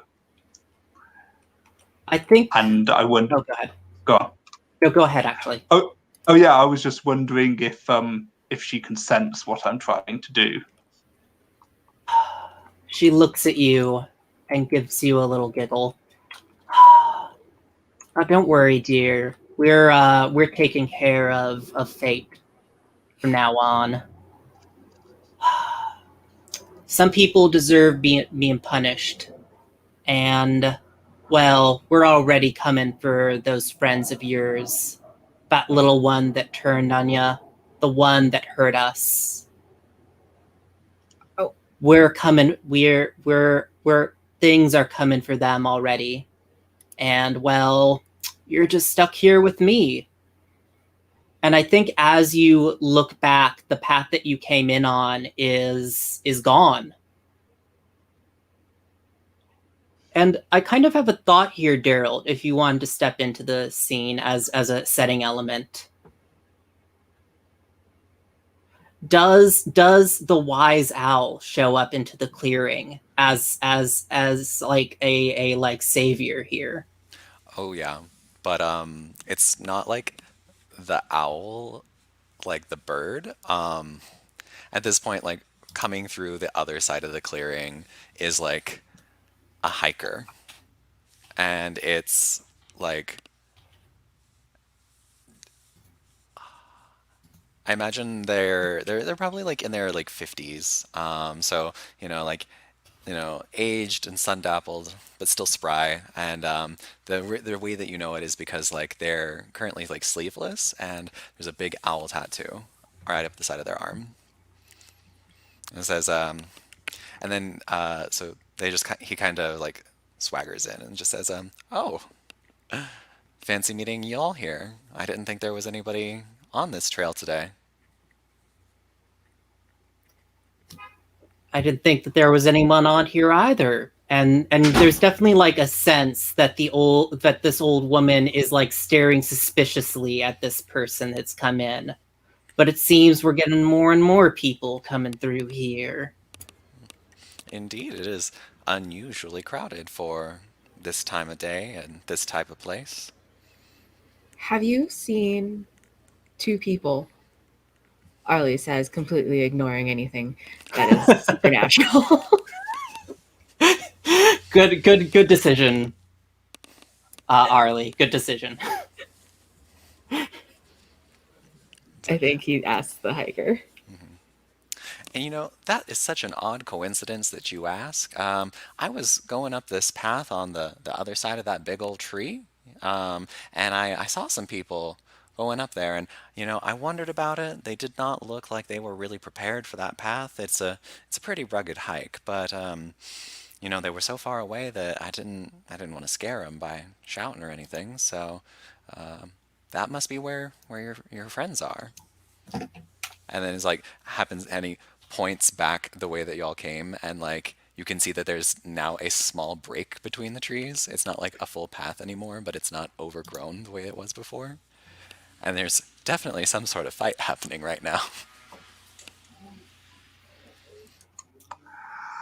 And I think Gold pretty immediately takes action, leaving themselves vulnerable, and kind of grabs. I think I actually grab Arlie's hand and kind of have urgently say we need to go, and Sally, and Ooh, are you leaving we know yourself... it rightly. I was going to say, are you leaving yourself vulnerable, or are you remembering something dreadfully important? That you remember this hiker from your youth? That there was someone that led you out of the woods when you were lost? Yes. Yeah. I think that works better. So I think I'm remembering that this is someone who can be trusted. But although I'd like to, I know that I can't kind of talk to him more because he needs to hold the path open against the old woman. And I'm hurrying Arlie along because I know I can sense the kind of the supernatural tension in the air between these two, and know that we don't have much time. And I think there's like the old man calls after you. People always turn on you in the end, Gull.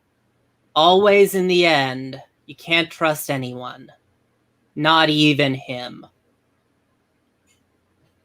And I think that the him is in reference to the hiker here. Aha. Completely unperturbed by that. You just see the hiker wave like, y'all take care now. And I think Arlie is just letting themselves be pulled along. Like casting glances around kind of in a confused way because this is very wrong, but also apologizing profusely for taking Gull the wrong direction. Apparently. Yeah. And so So is there like a could the oldest woman and the oldest man have a conversation, like a thinly veiled conversation real quick? yeah, sure. Like very Hearts of Wulin speaking in metaphors kind of thing. Mm-hmm. So yeah, the hiker sits down like at the campfire and just kind of like starts pulling out like a little like pre-prepared meal and everything, and like pulls out some silverware and just starts eating and like smiling at the old woman. And she goes like,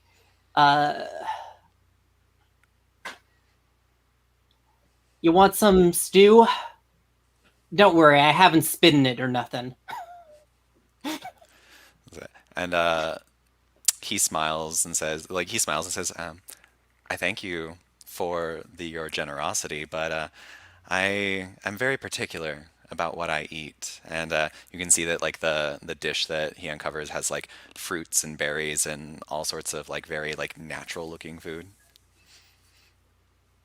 And I think that the old man looking down at the stew kind of stirs sadly and looks and glances up at him and says, you're the ones that left us, not the other way around.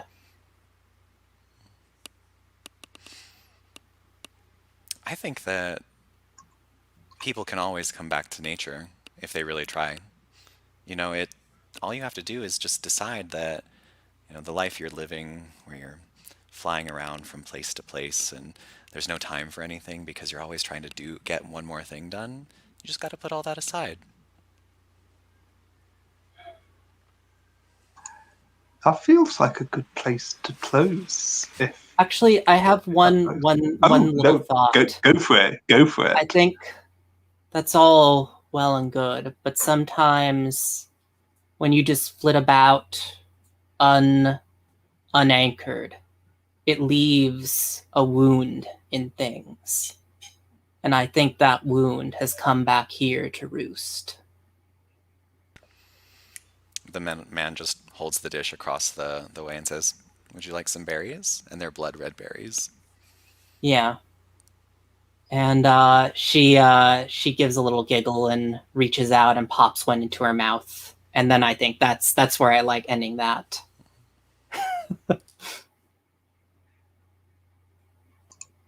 Yeah, sorry, I kind of felt the ending in slightly the wrong place. This was so cool. And I do like the idea because I think we're gonna take a break here. But like I like the idea because we know how uh Sally Sylvain is in danger. But I kind of want after we come back to a scene where Ursula is endangered, because I do think that among the folks that the murder is coming after, it is Ursula, and I kind of want to see what happens there if that's cool with folks. Yeah, cool. Awesome. So we're at 104, so I think a 6-minute break here for 10 after. Cool. See y'all in a bit.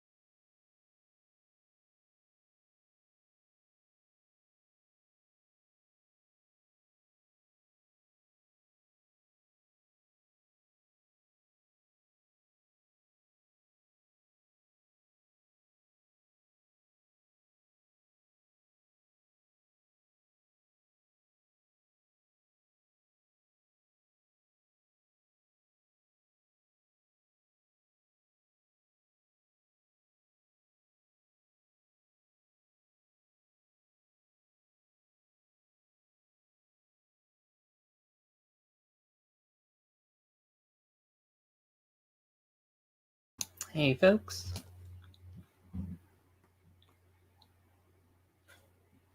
I just read Alex de Campy's Dracula Motherfucker, and the Dracula of that book has this very Lindwormy look to it. It's like this kind of rolling. He's kind of this rolling shadow with just like sharp teeth and eyes, and occasionally these two massive arms that reach out from it.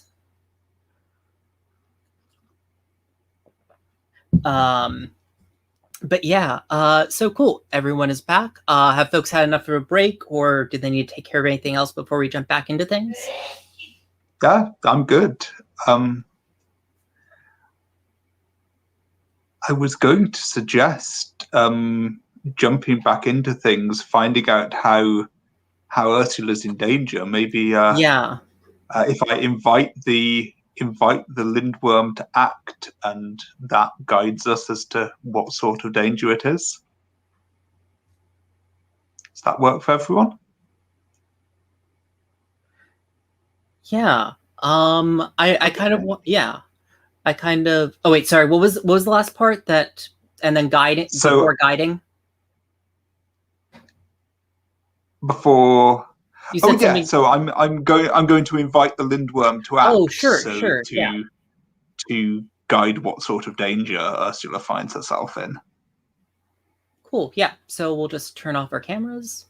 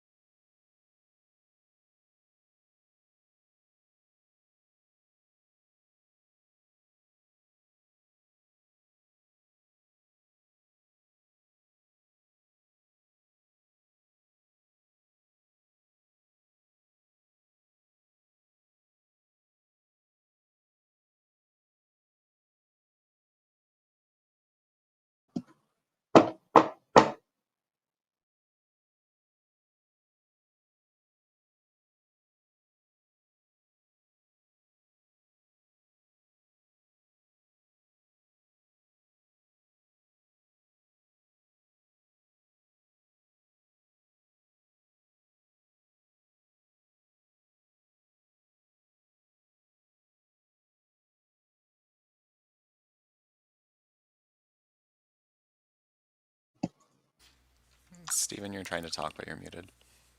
Sorry. Yep. Sorry. We have the 9 of spades. Oh wow. That's so great. I do want to throw out here before we add this, because otherwise we can always add the other. How cool are people with gore in the game? Because the bones can get very bloody. Like it is basically sort of zombie animals is kind of the bones aesthetic. I feel like I'm okay with that. I feel like if and when we get to like human body horror, Okay, cool. We might want to have conversations about that. But Okay, I just wanted to check in like where our lines for this are. What about you, Arlie? I'm cool with it too. Okay. Yeah, and me. Okay, cool. All right then. So basically, if we're adding the bone setting element. So I'll open that back up and hide the ones to the left of that. The bone setting element is a setting element that is a little bit different from the other ones. These are creatures that have more or less been corrupted or tainted in some way by the Lindwurm. And the bones are the flayed bodies of roadkill which is appropriate, I guess, given some of the stuff we've gone. Pets and farm animals that have been transformed into the mocking, hungry servants of the Lindwurm. They exist only to remind us all of the pain the Lindwurm has caused and the nauseating reality of what exists directly under our skin. So the bones have their own desires. We should bring that up now. Ursula presumably is going to be in danger from them. So if you want to take a look, Ursula, at some of the desires out there right now.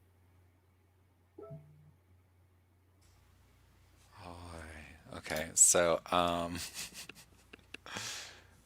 Yes, I should say that while the strangeness setting elements are creatures that may have a use to us or can be allied to us, the Lindwurm elements are always sort of, they're like dangers that we can fight in lieu of fighting the Lindwurm directly, or run away from, because we cannot really confront the Lindwurm directly until the closing act. yeah, so I'm gonna go with Gnaw. Yeah, just because if we're going for it, let's go for it. Cool. And does anybody else have anything that kind of stands out to them? I feel like as this is being introduced quite early, something kind of that lets us play it a little more subtle, kind of so reveal fragility, kind of more emotional beat to it. Yeah, that works for me. And then, Maria, did you have any of the aesthetic elements there? I know some of them are very gross if you're looking through them. These are a lot.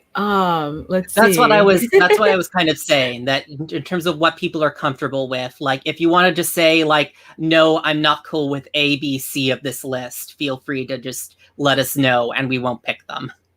And that includes all the rest of you as well. Yeah, let's go with like a little more subtle for now and play with our thread some more. I'm just going to pick all the ones that say thread because dangling bits of thread is an aesthetic element. Yeah. That works. And I think, do we have anything there that... I kind of like coins sewn into fur just because I think that we had those visuals with the crows as well. That works for me. Yeah, that works for me. So as I said, one of the tips is to negotiate with the group a level of comfort with body horror. And I guess kind of like how much detail do we want to go into here? Like, do we want to stray away from describing actual like open wounds and leave it more kind of strange weirdness, like bits of thread dangling off creatures and coins attached weirdly into fur? Or are people cool with getting a little bit more bloody than that? I just kind of wanted to get a sense here, because I don't want to push it too far that makes people uncomfortable.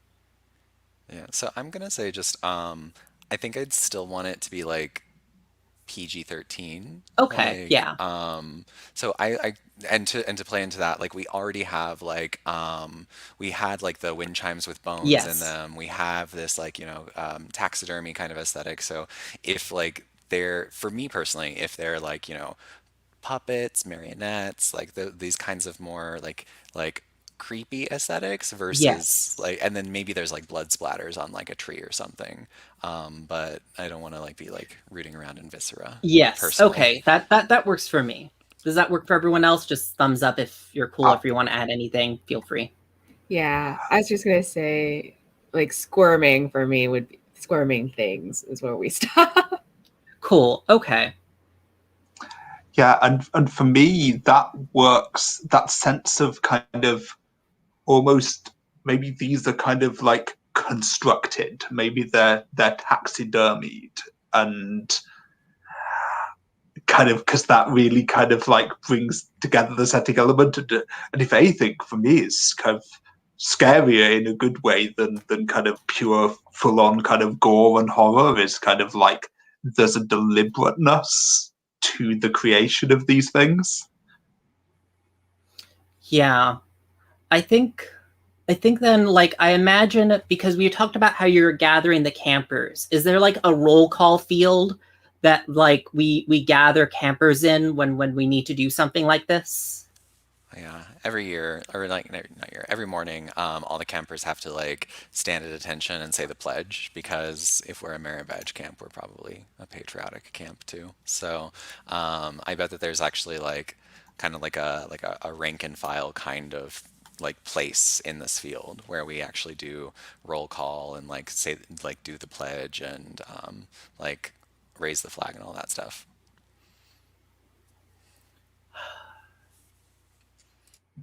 And I think like I think that several of the counselors are out there. They're like organizing these kids. When I think one of the kids, let's say Glenn, because we haven't seen her much, kind of calls out, does anyone hear that from over in the bushes over there?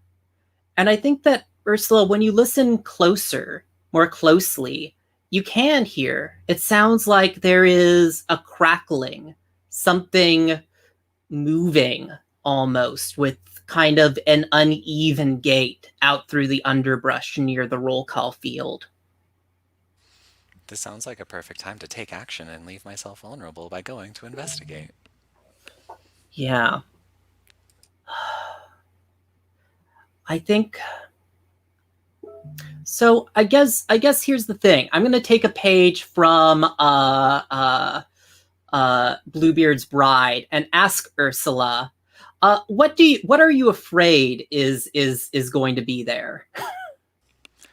Ursula is probably afraid that there is like a coyote or something. Wait, no, I mean we're in a alpine forest area, so maybe like a stray bobcat cub or something like that. Well, like maybe not even a full bobcat, because I think then you would probably say, okay, kids, we need to be calm and move out and not like investigate it yourself. But maybe you think it's like just a cub or something that's like wandered off from its mother or something. Yes. That is what I am afraid of. That is what Ursula is afraid of. Daryl is afraid of something much worse. Yes. And I think that like you see it, and it does look initially like there's like a small cub. It looks almost a little bit weak and defenseless, and almost like you see like there's a little bit of like maybe where it's broken its hind leg, and is kind of mewling plaintively. What do you do? I mean, let's just keep going with this. Let's see here. Well, none of my weak moves Like if you're just that. still putting yourself in danger, you're just continuing through with that. Like you can just feel free to role play here. You don't always need to look at the moves. Yeah, I always forget that my weak moves are all like very specific. All of my moves are real specific to the song leader, and so unless I'm like singing like I'm in a musical, I don't get to do much.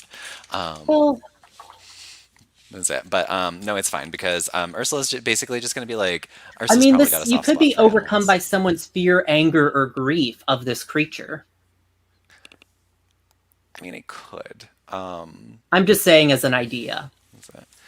I think that I think I'm just gonna want to like I'll continue the scene until the Yeah, stakes cool. change, and so I think that I basically like I kind of like pull the sweater that I've been like wearing loosely around my shoulders off, and I'm like, oh, okay, I need to like get this to the nurse's station or something, and get it away from the kids because if the kids will see it, they will want to play with it. And so I go and I like try to use the blanket to wrap it around it and pick the little cub up. Yeah, I think as you pick it up, it feels weird in your arms. It doesn't feel like flesh. It feels like I'm kind of thinking, because we brought up taxidermy, it feels like a wooden form is under its skin. and then it kind of like lashes out with one of its little claws and like claws you in the arm a little bit. And I think that that's when you see these like stitches running all along it, red stitches running through its fur. And you see the coin, a gold coin. What do you think? What kind of coin is it, you think? Is it just a regular like money, or is it something else? It looks like what I imagine like old gold doubloons look like. It's got like a square punch in it, and like the red thread is like knitted between it. But like the carvings on it don't look, Spanish or Mayan or anything that, like a early 20s something person would assume a gold doubloon looks like. It's all this like weird symbols. Yeah, as you hold it, it jerks about like it's in pain. This is clearly whatever has happened to it is not a good thing. And it is struggling in your arms. And I think that's when you hear from deeper in the brush, there more janky creaks and cracks of like things stepping through twigs and brush. Okay. I am going to not attempt to pick up the cub anymore. I'm going to pull my sweater back and away. If it tries to hold on to the sweater with its claws, I will let the sweater go. And I I realize that I need to get not much just myself, but the students out of here as well. Yes, I think that I'm gonna say that as you're doing this, like Andrew comes looking for you and sees and begins to hear the cracks as well and sees the cub, and he is a bit panicky about this, but he kind of looks at you and you can see the fear in his eyes, and he says, Look, I don't know what's going on here, Ursula, but I don't think this is the usual counselor shit. I can like, and he kind of looks off. I can I can lead them off maybe. Like any kind of like, but you can look after the kids, right? And I am offering you a difficult choice here because I will say you have the deep feeling in your gut that if you let Andrew do this, he is not going to make it.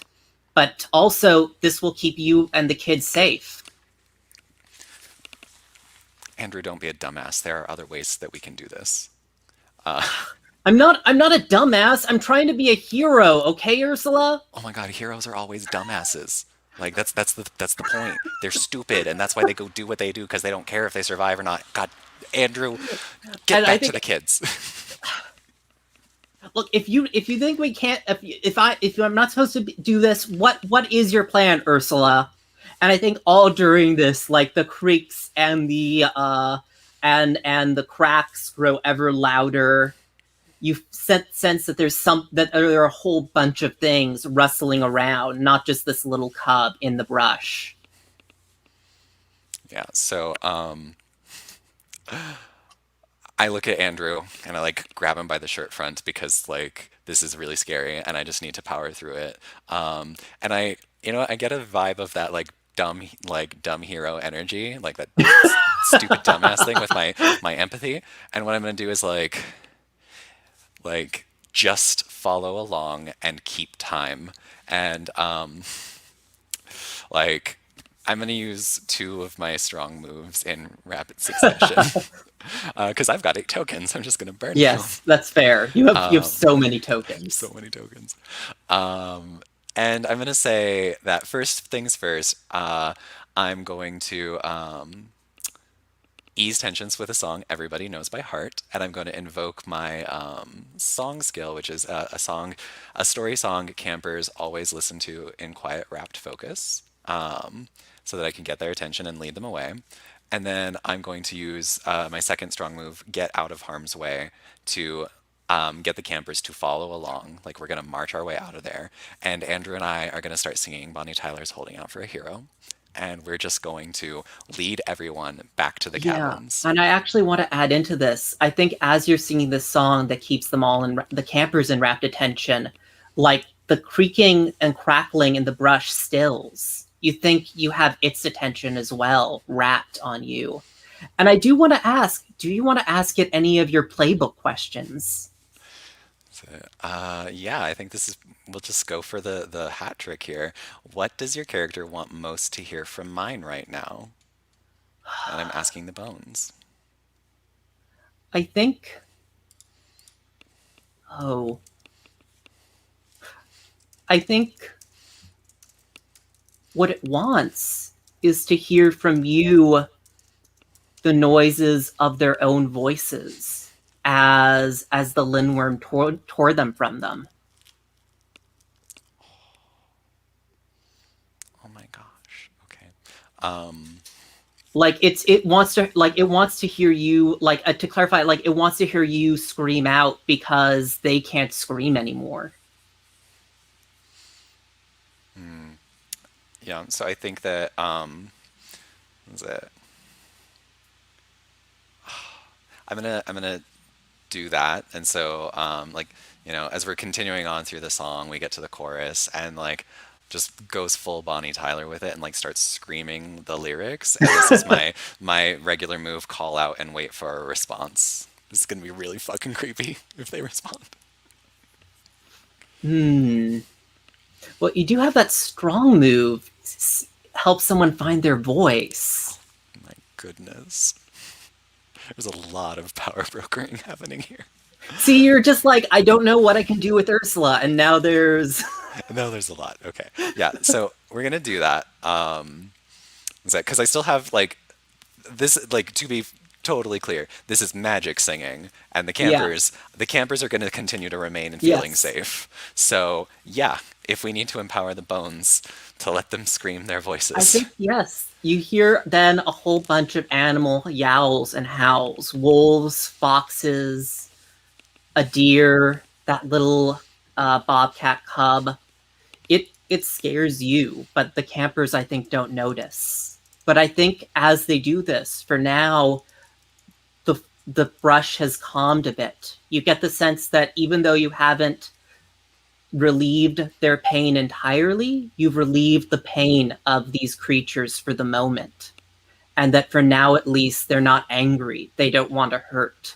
That you have a space here to get the campers away to safety.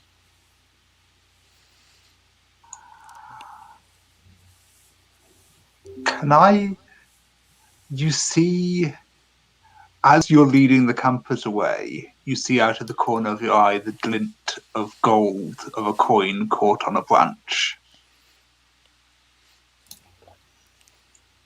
Oh, I'm gonna take it. I'm definitely gonna take it. And I think to add that on to what Bodhi said is, as you take it, does like a raven a crow flutter away? Is that, yeah, there's probably like a feather like tangled up in the string. That is because I bet it's not just the coin. It's like the coin with some like tangled, like a little knotted string around it, and there's a feather tangled up in it too.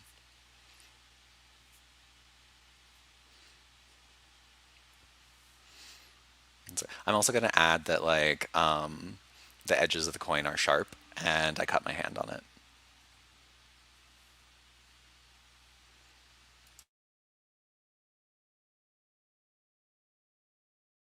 Yeah, awesome. And so I think that what I want to pull in now is I also want to go over to back to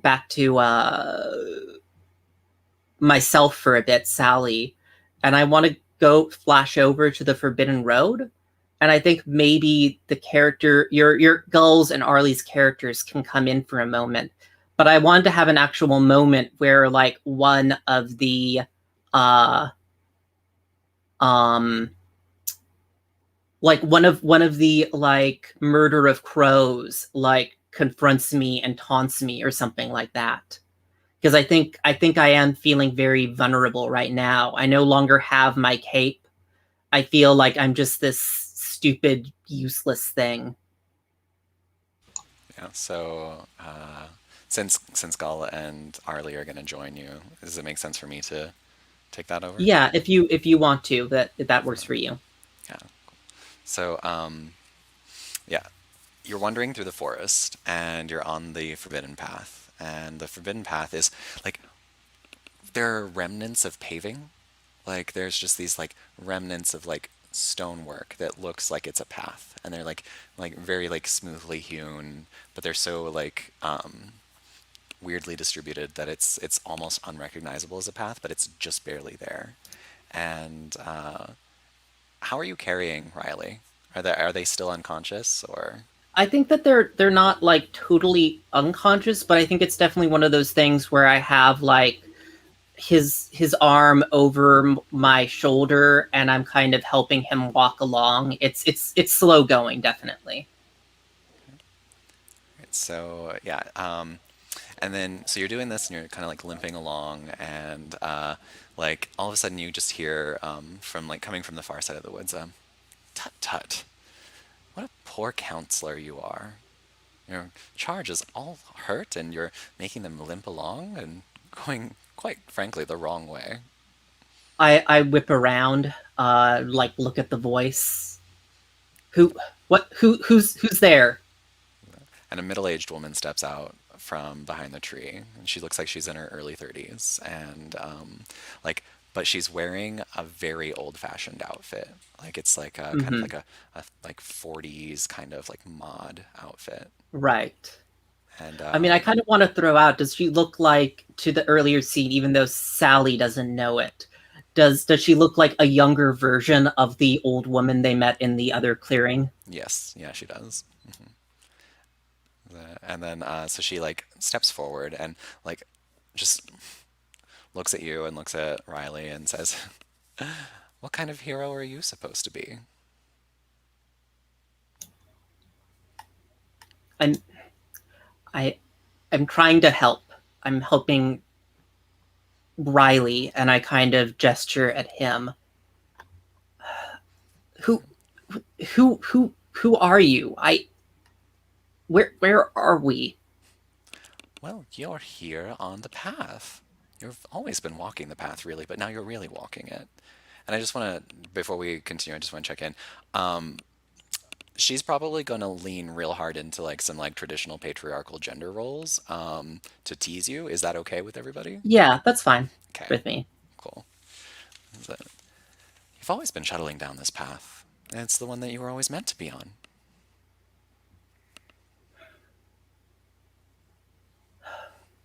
I what what do you mean?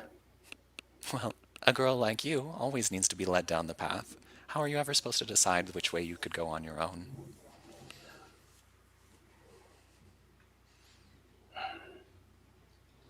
I kind of look down at the steps, and I think there's some uncertainty in my eyes, and I say, will it,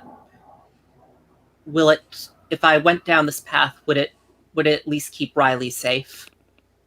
Oh, certainly.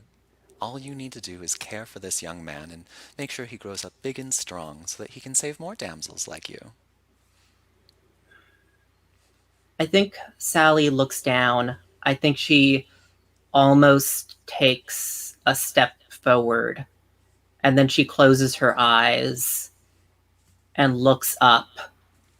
And I think I'm going to make my strong move, reveal my true feelings up at her and say, I'm not a girl, bitch. I'm Sylvain of the Ebonwood. And I think I like, rather than go down the path, I think like we see me turn and like go down this like kind of cut through the brush. And like, because I know that this path doesn't lead anywhere either me or Riley are going to be safe. So the woman sputters and like you hear her like chewing on her words, trying to figure out the thing to say, and says, "You don't go that way. If you go that way, then you're going to be put right back in your place. I'll make sure of it." I think I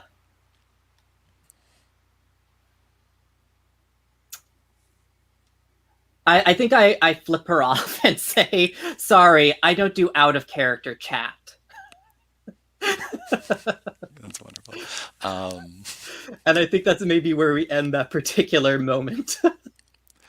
I did want to add one Oh yeah, one go thing. ahead. So, since you're flipping the bird anyway, I think this Yes. is a great time for all of a sudden, like, there's that flutter of wings again, and then like you just feel a hand like on your shoulder that like jerks you to a stop, and you feel like a thread loop itself around your middle finger, and then just the sound of shears like shh, and then there's a little red string tied in a bow around your finger. And it says, and then you just hear a voice say, "We'll put a ring on you yet, little girl." And then the flutter of feathers, and you're gone again. Mm-hmm. Awesome. And then we're getting towards the end, but I think there is one time that it mentioned that you wanted, I think Bodhi or Maria mentioned they wanted a scene between Arlie and Gull. So I would like to see that maybe, and that's what will close out this session. Yeah, I was just imagining like when we last saw them, they were running away down that path to go on the forbidden path. Mm-hmm.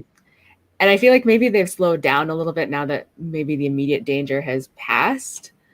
But Arlie is still trailing a little bit behind Gull because I think they feel I do think they feel bad for what they've done in terms of not believing Gull.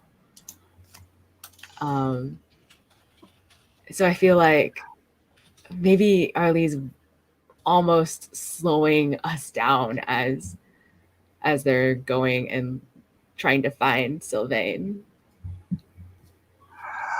And I think that Gull can sense kind of what's wrong here and turns around and just kind of like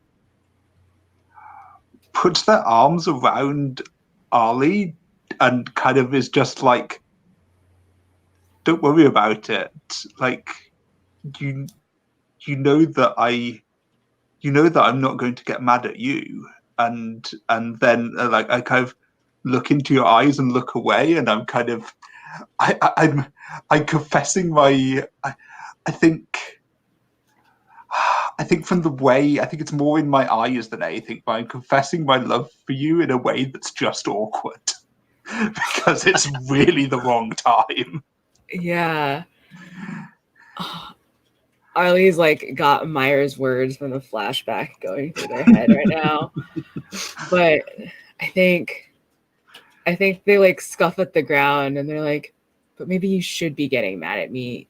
You listened to me, and then we ended up in that place with those weird people, and then we had to run away from them, and maybe you This isn't your fault. It's that sort of thing. It just happens to me. It's who I am, how I was born. I'm sorry. I'm so sorry. I'm getting you all tangled up in it. I mean, I wouldn't want you to be tangled up in this alone, but and you're not alone because you have me and Sylvain and Ursula. But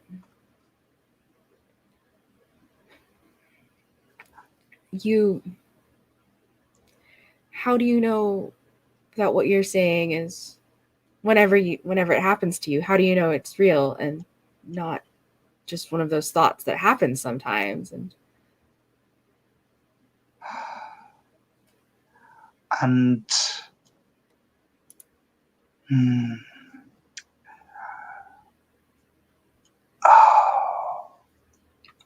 I think, I don't know quite what this looks like, but I want to break one of Magic's rules here to show you how I know. And So let's see. maybe Your rules are. I'm thinking that magic maybe has more rules than than is in that description, and I think that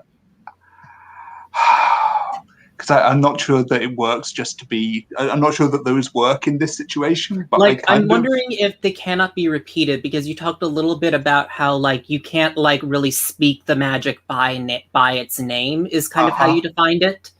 Is it maybe that you actually confess the full breadth of something you've seen to Arlie, as opposed to masking it in roundabout turns of phrase? Yep. And I think that this is the thing that ensures that I'm going to lose my access to it for longer than I'm and I think as I'm describing what I saw, what the camera sees is you're seeing through my eyes, Arlie. You're seeing how clearly the patterns kind of come together and coalesce, and how obvious it can be for me kind of where the truth is. And then it's almost like the flock that I'm looking at in the mind of my memory, and that you're seeing kind of turns its own eye. It kind of turns into a giant eye and turns back on me, and then suddenly shatters like a mirror breaking, because I've shown it to someone else, and the magic doesn't do that. Yeah. And it's gone. I think maybe when that's happening, Arlie was frozen in almost a trance, kind of looking at you, and then they blink, and then I think keeping more eye contact with you than they have in the past, they say, if you can see things like that, what has it shown you about us in the future? And I just look up into your eyes, and I never looked. I think I wanted to find out the long way round. I smile slightly. Yeah. That might be a good place to end that. Yeah. Yeah, feels I feel like maybe that was also me using follow a camper's advice, the strong move. Yeah. So I will untoken myself. Although I do think that there's a final whisper, and maybe it's not audible to either of you, but kind of playing off of what Daryl brought in last scene, the sound of a snip and a whisper. All laws must be all sins must be repaid in kind.